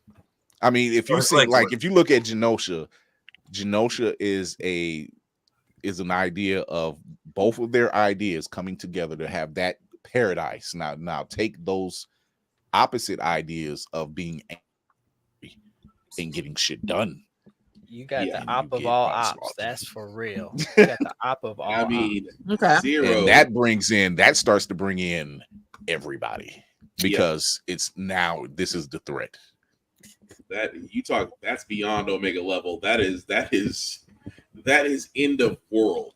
It took Endgame for real. It took the Avengers, it took the X-Men, it took the Fantastic Four, it took everybody on deck.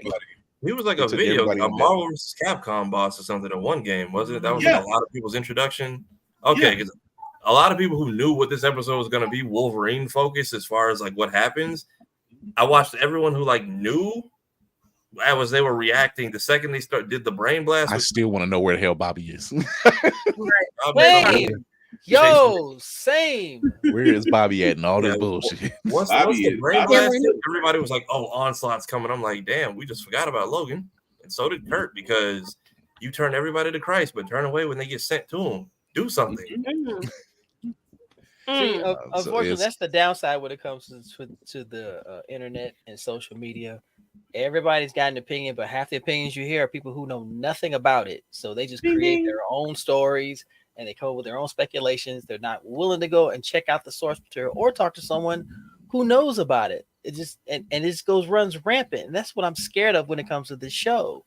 Because how many people have actually taken the time to research, okay, where did this come from? Let's go check it out. Oh no, they just have story on top of story. Well, that's why bring back Bo. Bring back Bo. Bring back Bo. If anybody knows, Bo is actively coming out, and because everybody is watching him, and waiting, he is telling people, go and look at this, go find this comic, And I watch love this it. particular episode. So I don't think you need to worry. And then people run the fuck off at the mouth Right. about which ones he's Still talking worry about. about it. Right. Yeah. This I'm saying that Trust me, because I've that seen some was people. I'm and saying their that because reactions. yeah, well, like our friends who react, I'm saying that's the one moment where I felt out the loop because did he have to go? Oh, there you go. Yeah. Maybe. Oh, sorry. No, we didn't get to talk to him and say goodbye. And where can There we he is. find He's him back. on social media? Oh Yeah. no. Sorry. Hit the wrong Is button. it that time or No, no. Whoopsie. Keith, don't do that, okay? You had a scare, bro. Don't do that. Oh, I thought my bad. Yeah, we let That it was get the Irish exit if I ever did see one. Like, But- damn, what? But yeah, but like Navy, what you're saying, I'm saying this is the one time I felt like, okay, I'm out the loop because literally, like your boy Rock Lee, your boy Roshi, all my homies who do reactions, I'm waiting on the Wolverine when they do the brain blast. I'm watching everybody go, yo, Onslaught's coming. I'm like, nigga, wait, what? Everybody was like, Onslaught's coming. I'm like, damn, this is the one time I don't feel like I'm a cousin in the family. So like to your point, more people like people caught on. So I'll do you one better. I will write 2 articles for the website on the Feral Wolverine and on Onslaught. Yeah, I don't know where you have to bootleg it from, but if you want Feral Wolverine, the X-Men Bootlegging. Why do you think they call me the man on the wall? I am the bootleg. Nicole. There's 2 things that I'm kind of curious about because the intro has been informing a lot of the story. In case you guys, Right. So I've seen Apocalypse, I've seen Phoenix, and I'm wondering if either one of them are going to show up in the last episode. That's my only concern. I didn't care about feel like Onslaught. Phoenix maybe I because feel like Phoenix is going to show up. I feel we can't just cap both Jean's bodies like in one season. Like Right. we already, I believe it's Madeline gonna be already Jean. got I believe it's vaporized, Phoenix. and now apparently I don't think they're gonna let Jean just get packed up out of here. Like I don't know how Cable is walking around with the final flash and a pistol, but also He's the controlled, and he's a telepath. also who was the anime worker on this episode? Because the impact frame during the brain blast and when he fires the shot at Jean looked straight out of like Wano in One Piece. I don't know, but I will say this: the animation on this series has been out of this world. Yeah, it's been very clean. Also, I wasn't. Go ahead. One last thing. Remember last week I was talking about a guy with a high top fade and a Leatherman's jacket that kept showing up in different frames. He showed up again this week. He was in the alley chasing them kids. That dude keeps showing up. He's also in the intro. Just. Well, see, it's funny you mentioned the intro because if you pause the intro, like when the X-Men and the Brotherhood are facing off and they have the Sentinels in the middle with the people. Yeah, they're in the running middle away, now. Yeah, they're in the middle. Those people are Sentinels. Yeah, right. Some of those people are. So Yeah, one those of them is people are that guy with the high top fade that keeps seeing everywhere.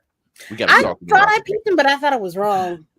I think He's there. Nicole's obsessed He's with the there. high He's in top this fade. episode. And he's in the when everybody's stuck in that town harmony or whatever the hell it's called. He's there too. Are we having kids kid sightings around here, like Kid and Play? We having kids sightings throughout the X. That is everywhere. He was all over episode 8. He was all over episode 9. So, Keith, what did you think so far on episode 9?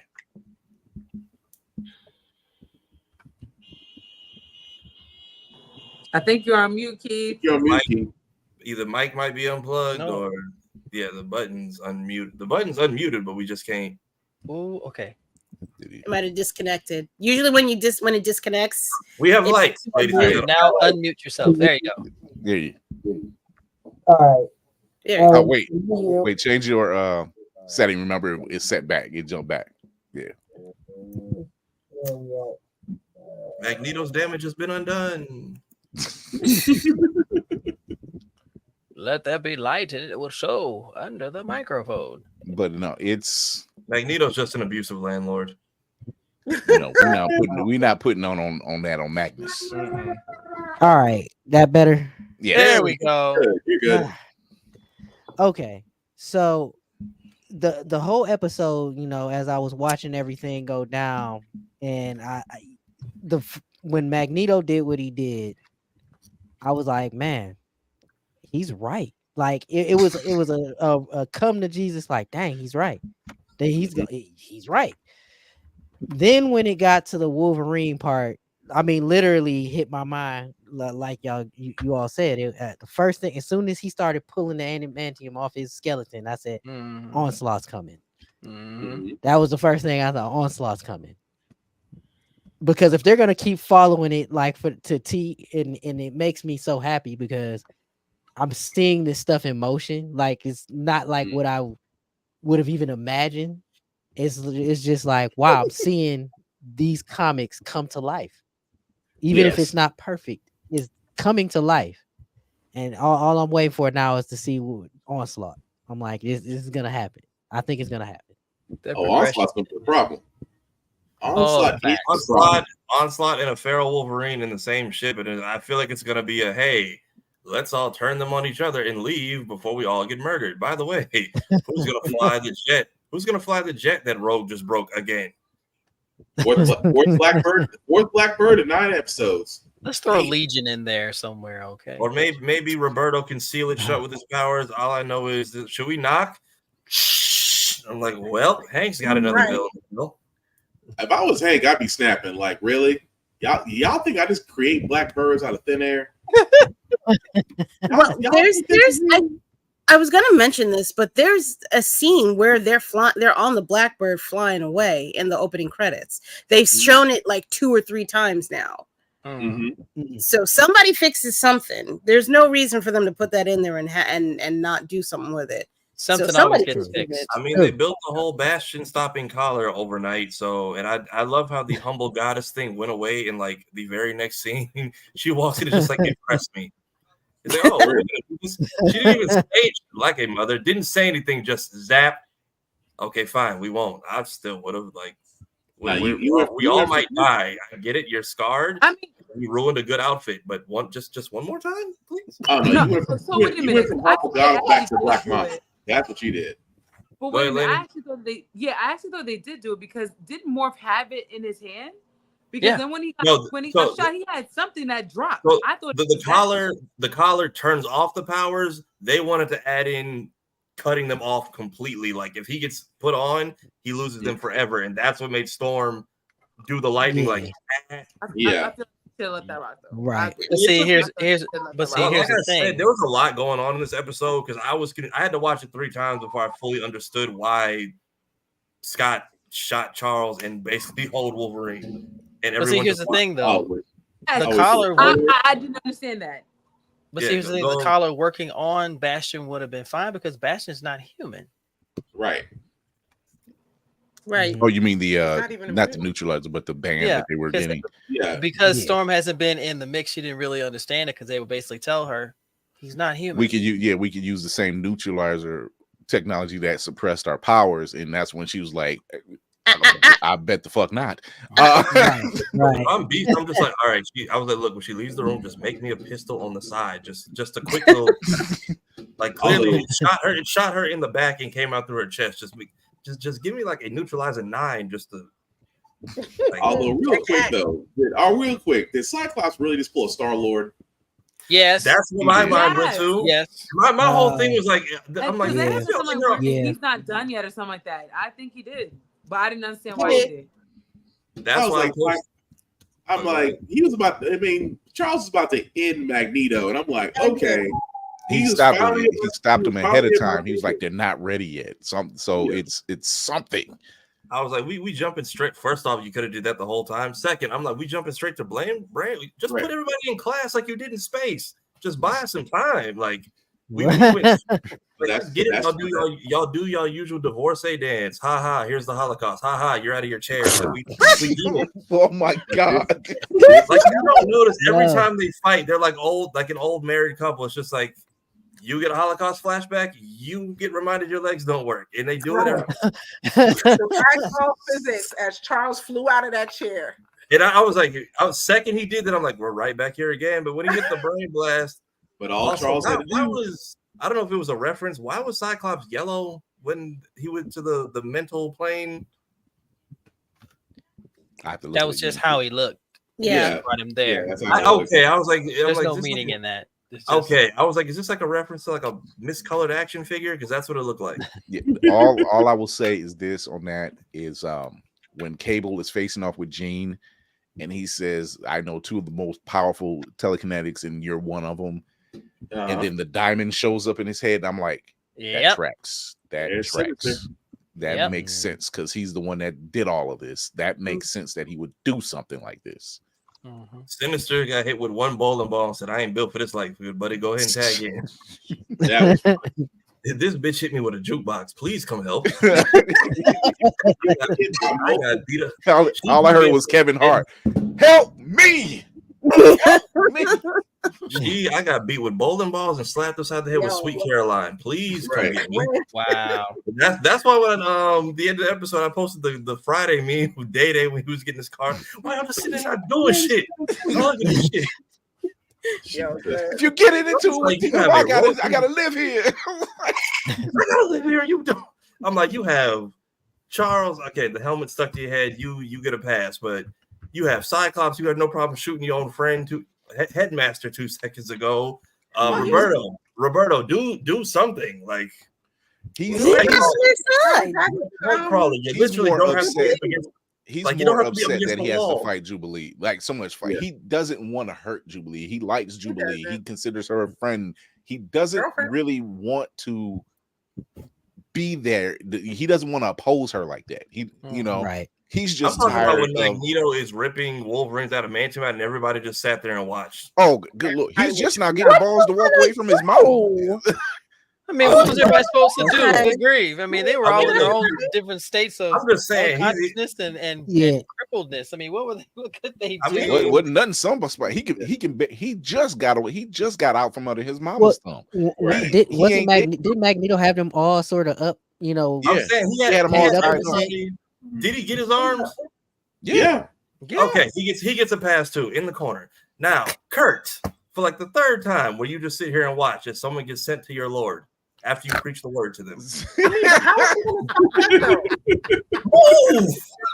You literally have the power that you don't have to be. You don't have to be in the same space. Like, thank you for teaching Wolverine how to go to the way of Jesus. But damn, Green Mile, like you gonna do everybody's eulogy? Wow, what is going on with Tafari tonight? Good Lord, Tafari's always like this. He's just using the comments, so now he's online. Even with Master, even when the old boy wanted to do the suicide swan dive, like, is this who we are now? Well, none of y'all went to catch him. He hasn't gone splat yet, so clearly, yes. I mean, there was a time between the jump and the thud that three of y'all could have done something and chose not to. Meanwhile, Magnus don't do this. Kurt, don't do anything. I guess we just gonna sit here. You had 3 swords and it was slitting throats yesterday. What happened? That man sat there and watched and said, "You know what? You pray for my downfall." So it's safe to say The Nightmares by Meek Mill. I used to pray for times like the theme of this episode was not like us. Dang. That's the theme. Say Magneto.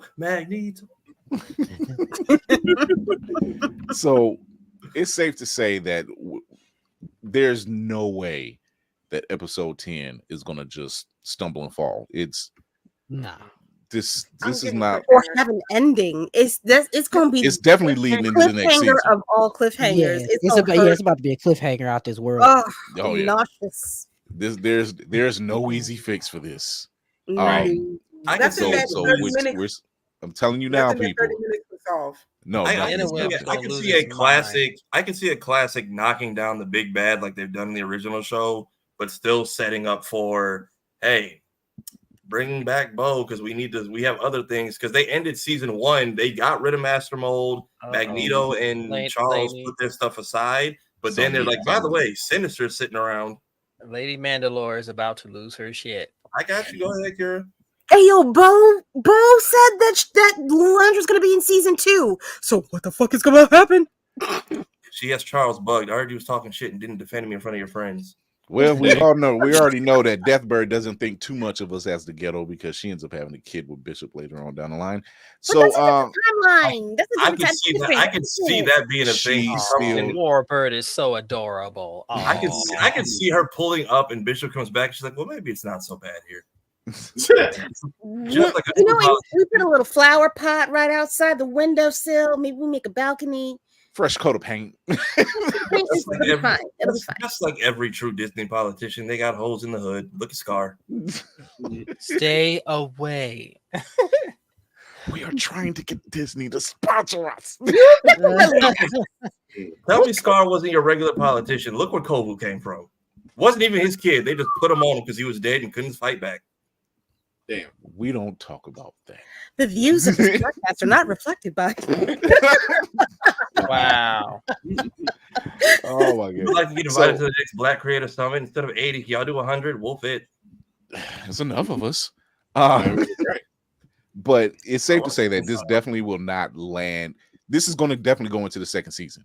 For sure. This is definitely going to be on somebody's. This is definitely going to be on somebody's Emmys for writing. Definitely for writing list. You can't tell they me knew it's it was not. second seasons when episode 2 came out. We already knew this. Yeah. Wait, that's why Bo's been working out so much. He knows he's about to be in award season. He's got to fit in them suits. That's what I need from him in the off season. Don't give me any more books to read. Just what's the routine you're doing today? Because clearly, that's the real secret. Like convention season is coming. Summer's getting here. Quit being selfish. Look, I am all in, and I'm like Spartan. I'm like, there's an ulterior motive here. Like y'all didn't really fire that dude. There is no y'all's track Hollywood in general. Your track record of letting people go for various reasons tends to come out after a couple weeks. It's been 2 months, and we've heard nothing. But look at the man's silence. The only reason I point that out is because look at the man's track record from week 1 of when the episode started to like week 3 or 4, and you notice he gotten a little bit more descriptive and detailed and answering more questions as if a showrunner would answer them. Let me tell you something. You're talking to somebody that reads a lot of Marvel comics. I know what the fuck a looky-loo is. Kingpin does it all the time. Y'all pulling a looky-loo. I know it. What if they really did realize their F up, but this is just a testing ground to see what it's like if they just hired him back? It happened with James Gunn. I'm saying, and it came out, and that came out so like boom, boom, boom. I mean, they had a whole rollout for James coming back, and it was loud and proud. What if they're doing this on the slide with Bo, and it's like, okay, this kind of worked. Launch the Jonathan rejuvenation plan. Just do it. Bring these brothers back. Just do it on the slide. It seems to be working. Not Operation Gucci loafers again. No, we good. Oh my god. So yeah, I believe this man has his job. He just can't say anything. Like they got a whole rollout. Like they're gonna have the fans go bananas. Has to be. You know, because look, the hashtag done came up. Now that's picked up speed in Steam. He's like you said, Spartan. He's become more descriptive on Twitter. He's talked about nothing negative has come from his space at all. He talks like a man who's got a job. That's all I'm saying. Exactly. If he does, then all the laws about non-competes just got scrapped this month. So he took NDA to a whole nother level. NDA is one thing, but what usually gets them stuck is a non-compete, which no longer really exists. So if y'all don't give him his job back, somebody's about to snake him. Well, like I said, Disney's not going to make the same mistake because again, you saw how quickly DC was like, "Good, we'll take you. Come, we'll give you the keys to the kingdom. We'll keep Zaslav out of your hair. Just come with us." And every time, what wound up happening? Disney, oh, we would love to have you back. We'll give you Parade. We'll give you Guardians 3. We'll give you the holiday special. We'll give you anything you want. Just come back and finish. We'll give you a hard time. Hey, we saw you made Brightburn. Brightburn was something. Come on. Yeah, so he we'll did give you whatever his you job. want. Come back. We're sorry. We're sorry that we made the Belco experiment weird. Just come home. I just want Bo to sit there and say, "I need the apology to be as loud as the insult." I want to post on all social medias. So about that decision we made about a couple of weeks ago, we realized we messed up. No, we knew you messed up. We're like, he's been working with y'all for quite a while, actually. There's no way y'all could have messed up. There's been a collective black for like 3 months now. So, Keith, we're Yes, sir. checking out of here. It was great having you on. Give you your applause real quick, but this was always fun, and we've worked together before, so it was definitely, you know, I was going to get you in here. I was like, I gotta get him on. So,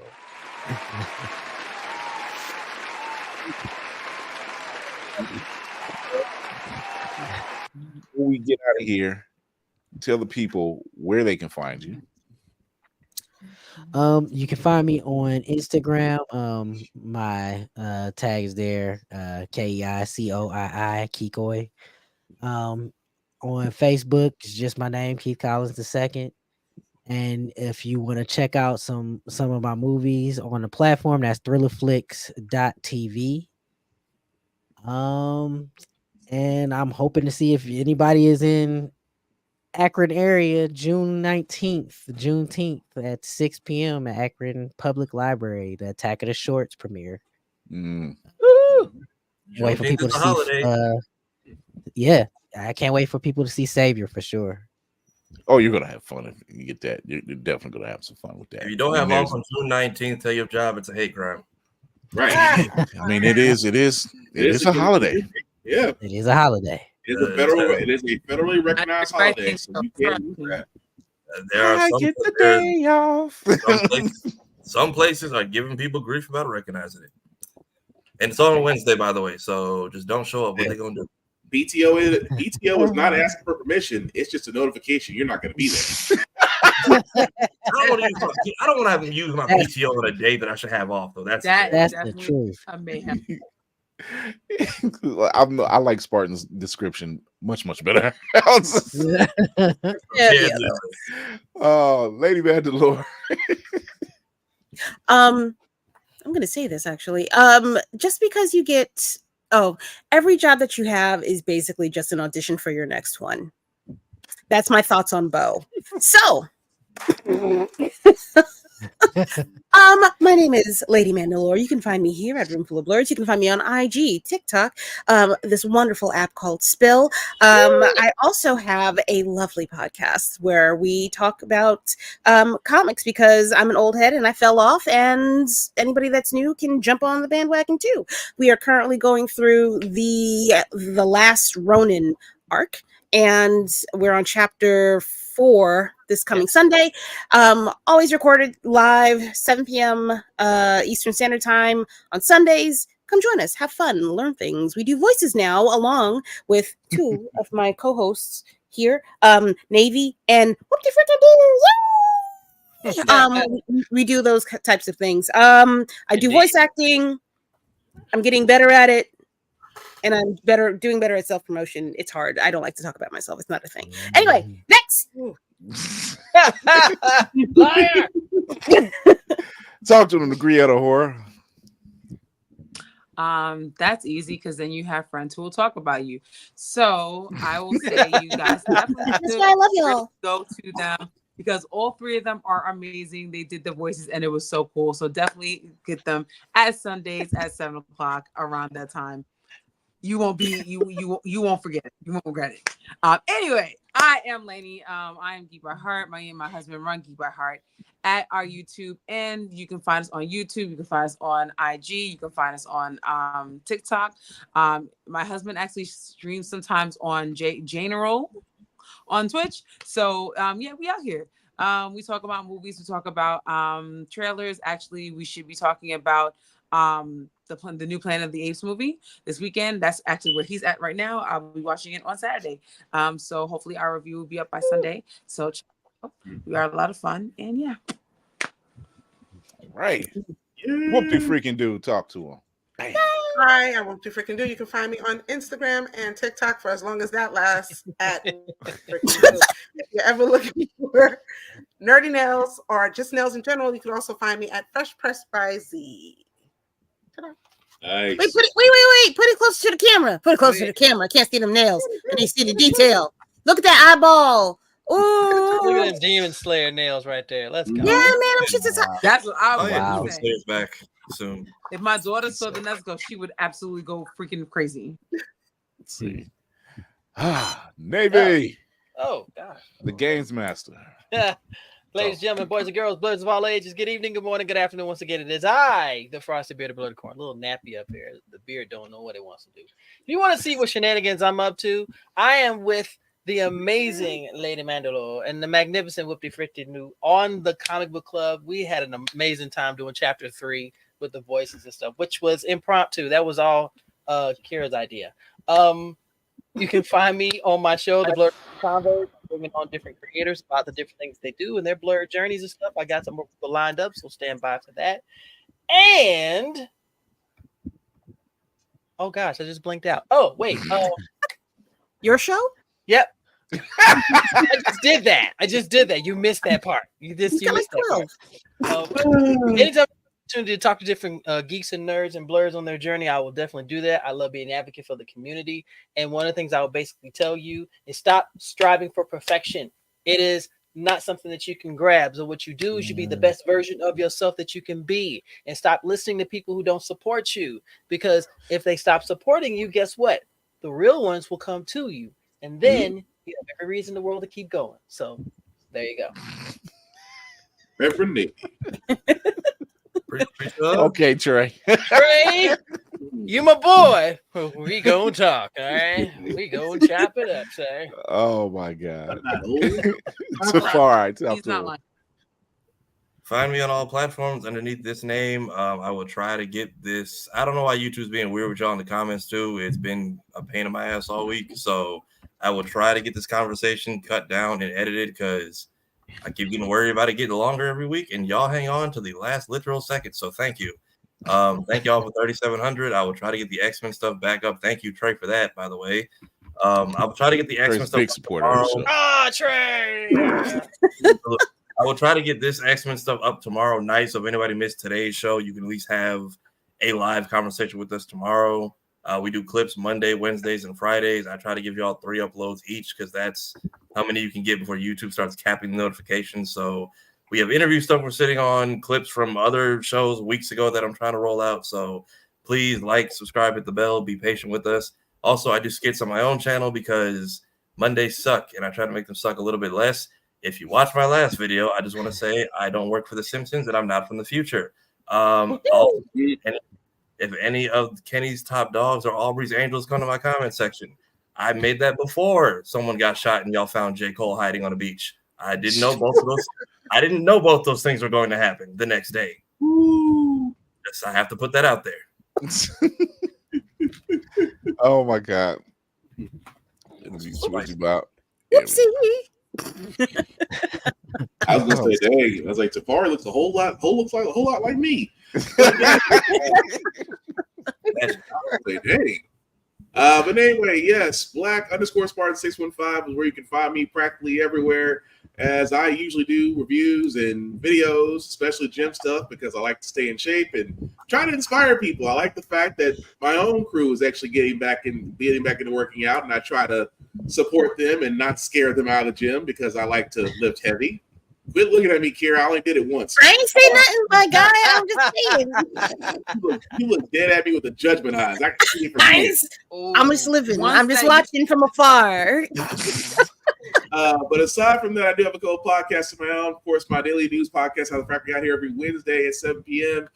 Tomorrow, Get Bit podcast at 8:30 p.m., which we are covering quite a lot, especially with the Fantastic Four castings that have just recently came out. And Microsoft buying and gutting studios, so that should be fun. Aside from that, the podcast can be found wherever podcasts can be seen or heard. And just like the Reverend Navy has said in his sermon, I like to call his midnight sermons, support, like, share, and follow doesn't cost a dime, and it only takes you a second to do it. At the same time, learn to work together. It is not that effing hard, unless you just simply want to be a dick. I only have 3 simple rules, guys, for life, as I usually go by. Is the first rule is simply put, respect the cosplayer at all times. Why? Because con season's coming up. I like to be able to go to a con and enjoy myself. I would like to take my kids to a con. I do not want to play security because somebody wants to be, well, either creepy or a dick or slimy, or a dick, or try to hit on somebody, or a dick, or just simply do everything else but disrupt everybody's fun and be a dick. They usually get a guy like me to throw you out. Number two, definitely needs to be said today because it is. Look, spring is coming. Is becoming summer very quickly. Wash your ass. Wash your ass. I don't know why, but I feel like I'm this magnet for musty people all of a sudden because every time I walk past somebody, I feel like a pregnant woman. My senses are heightened up. Like, look, you are too musty. You are way too musty for it to be this doggone warm. And I'm in the South. We are literally on God's hot plate. I'm just saying. I am so tired of smelling scalps. I'm tired of smelling scalps. See? Please wash your fucking hair. Wash your hair. I'm like, look, the travel bottles are still $2, so still under $2 at any Walmart or whatever store you go to. Please wash your ass. And the number 3 rule that I have for myself is the same as everybody else. In a world that is being cruel, really cruel, especially going in now, simply put, be kind, be nice, share your fandoms. Don't be a dick, and we'll all be cool. I don't think I've ever heard. It's called Dr. Brown. It's called Dr. Bronner's peppermint soap. Don't just go ahead, douse yourself in it. Apply the whole thing. Don't dilute it. Do not dilute it. Right. So much in one episode. Oh man, I am your man on the wall, Chris Fury. I want to thank our guest, Keith Collins II. Go check him out on ThrillerFix. Check him out on his Instagram. Go show your support. Also, go get those tickets if you're staying in the area of Akron, Massillon, Canton, Cleveland on Juneteenth at the Akron Public Library, 6 to 8 on the Eventbrite page. Go check that out. And your man is also doing voices. We are going to BlerdCon, so we're going to be in droves. Look out for us there. You're welcome. Hilton, you need to give me a call. Wow. Maybe harass your coworkers. I'm sending one of my strong members in there that he sits close to you. The hell? I was watching. The hell? Magneto ain't the only one that got plans. Wow. You can catch us every Tuesday and Thursday, 8 p.m. Eastern on YouTube, Twitch, and IG. You can listen to us wherever you listen to your podcast, including Spotify, Apple Podcasts, and anywhere where you listen to your podcast. Leave a review, 5-star preferably. Show your support. Show us the love on the YouTube channel. Hit that like, subscribe, notification bell. Be a support. Donate, because it helps us get to all the cons that you would like to see us at, because we can do panels as well. We like to do panels. We like to do giveaways. We like to do all this great stuff. We like to get new equipment so it looks better and sounds better. And besides, we're trying to get out there in the world anyway. Correcto. You can also check us out on Always Press Record. That's APR TV on your Roku or Amazon Fire devices. Thank you, crew. We made it another week. Ship is still in good place. 1 week closer to BlerdCon. 1 week closer to BlerdCon. I gotta get my room now. Whoopsie. Good luck. Now. I got options. I got options. But thank you everybody for tuning in, for showing up on the IG page, on the YouTube page, wherever you on Twitch. Show your love, show your support. As we always say, or as I always say, remember to educate yourself and others, entertain yourself and others, and most of all, encourage yourself and others. I'm Chris Fury, man on the wall, living as a mutant himself. Yay! Magneto was right. Happy Goku Day. And that's on Charles. Until then, we're out of here.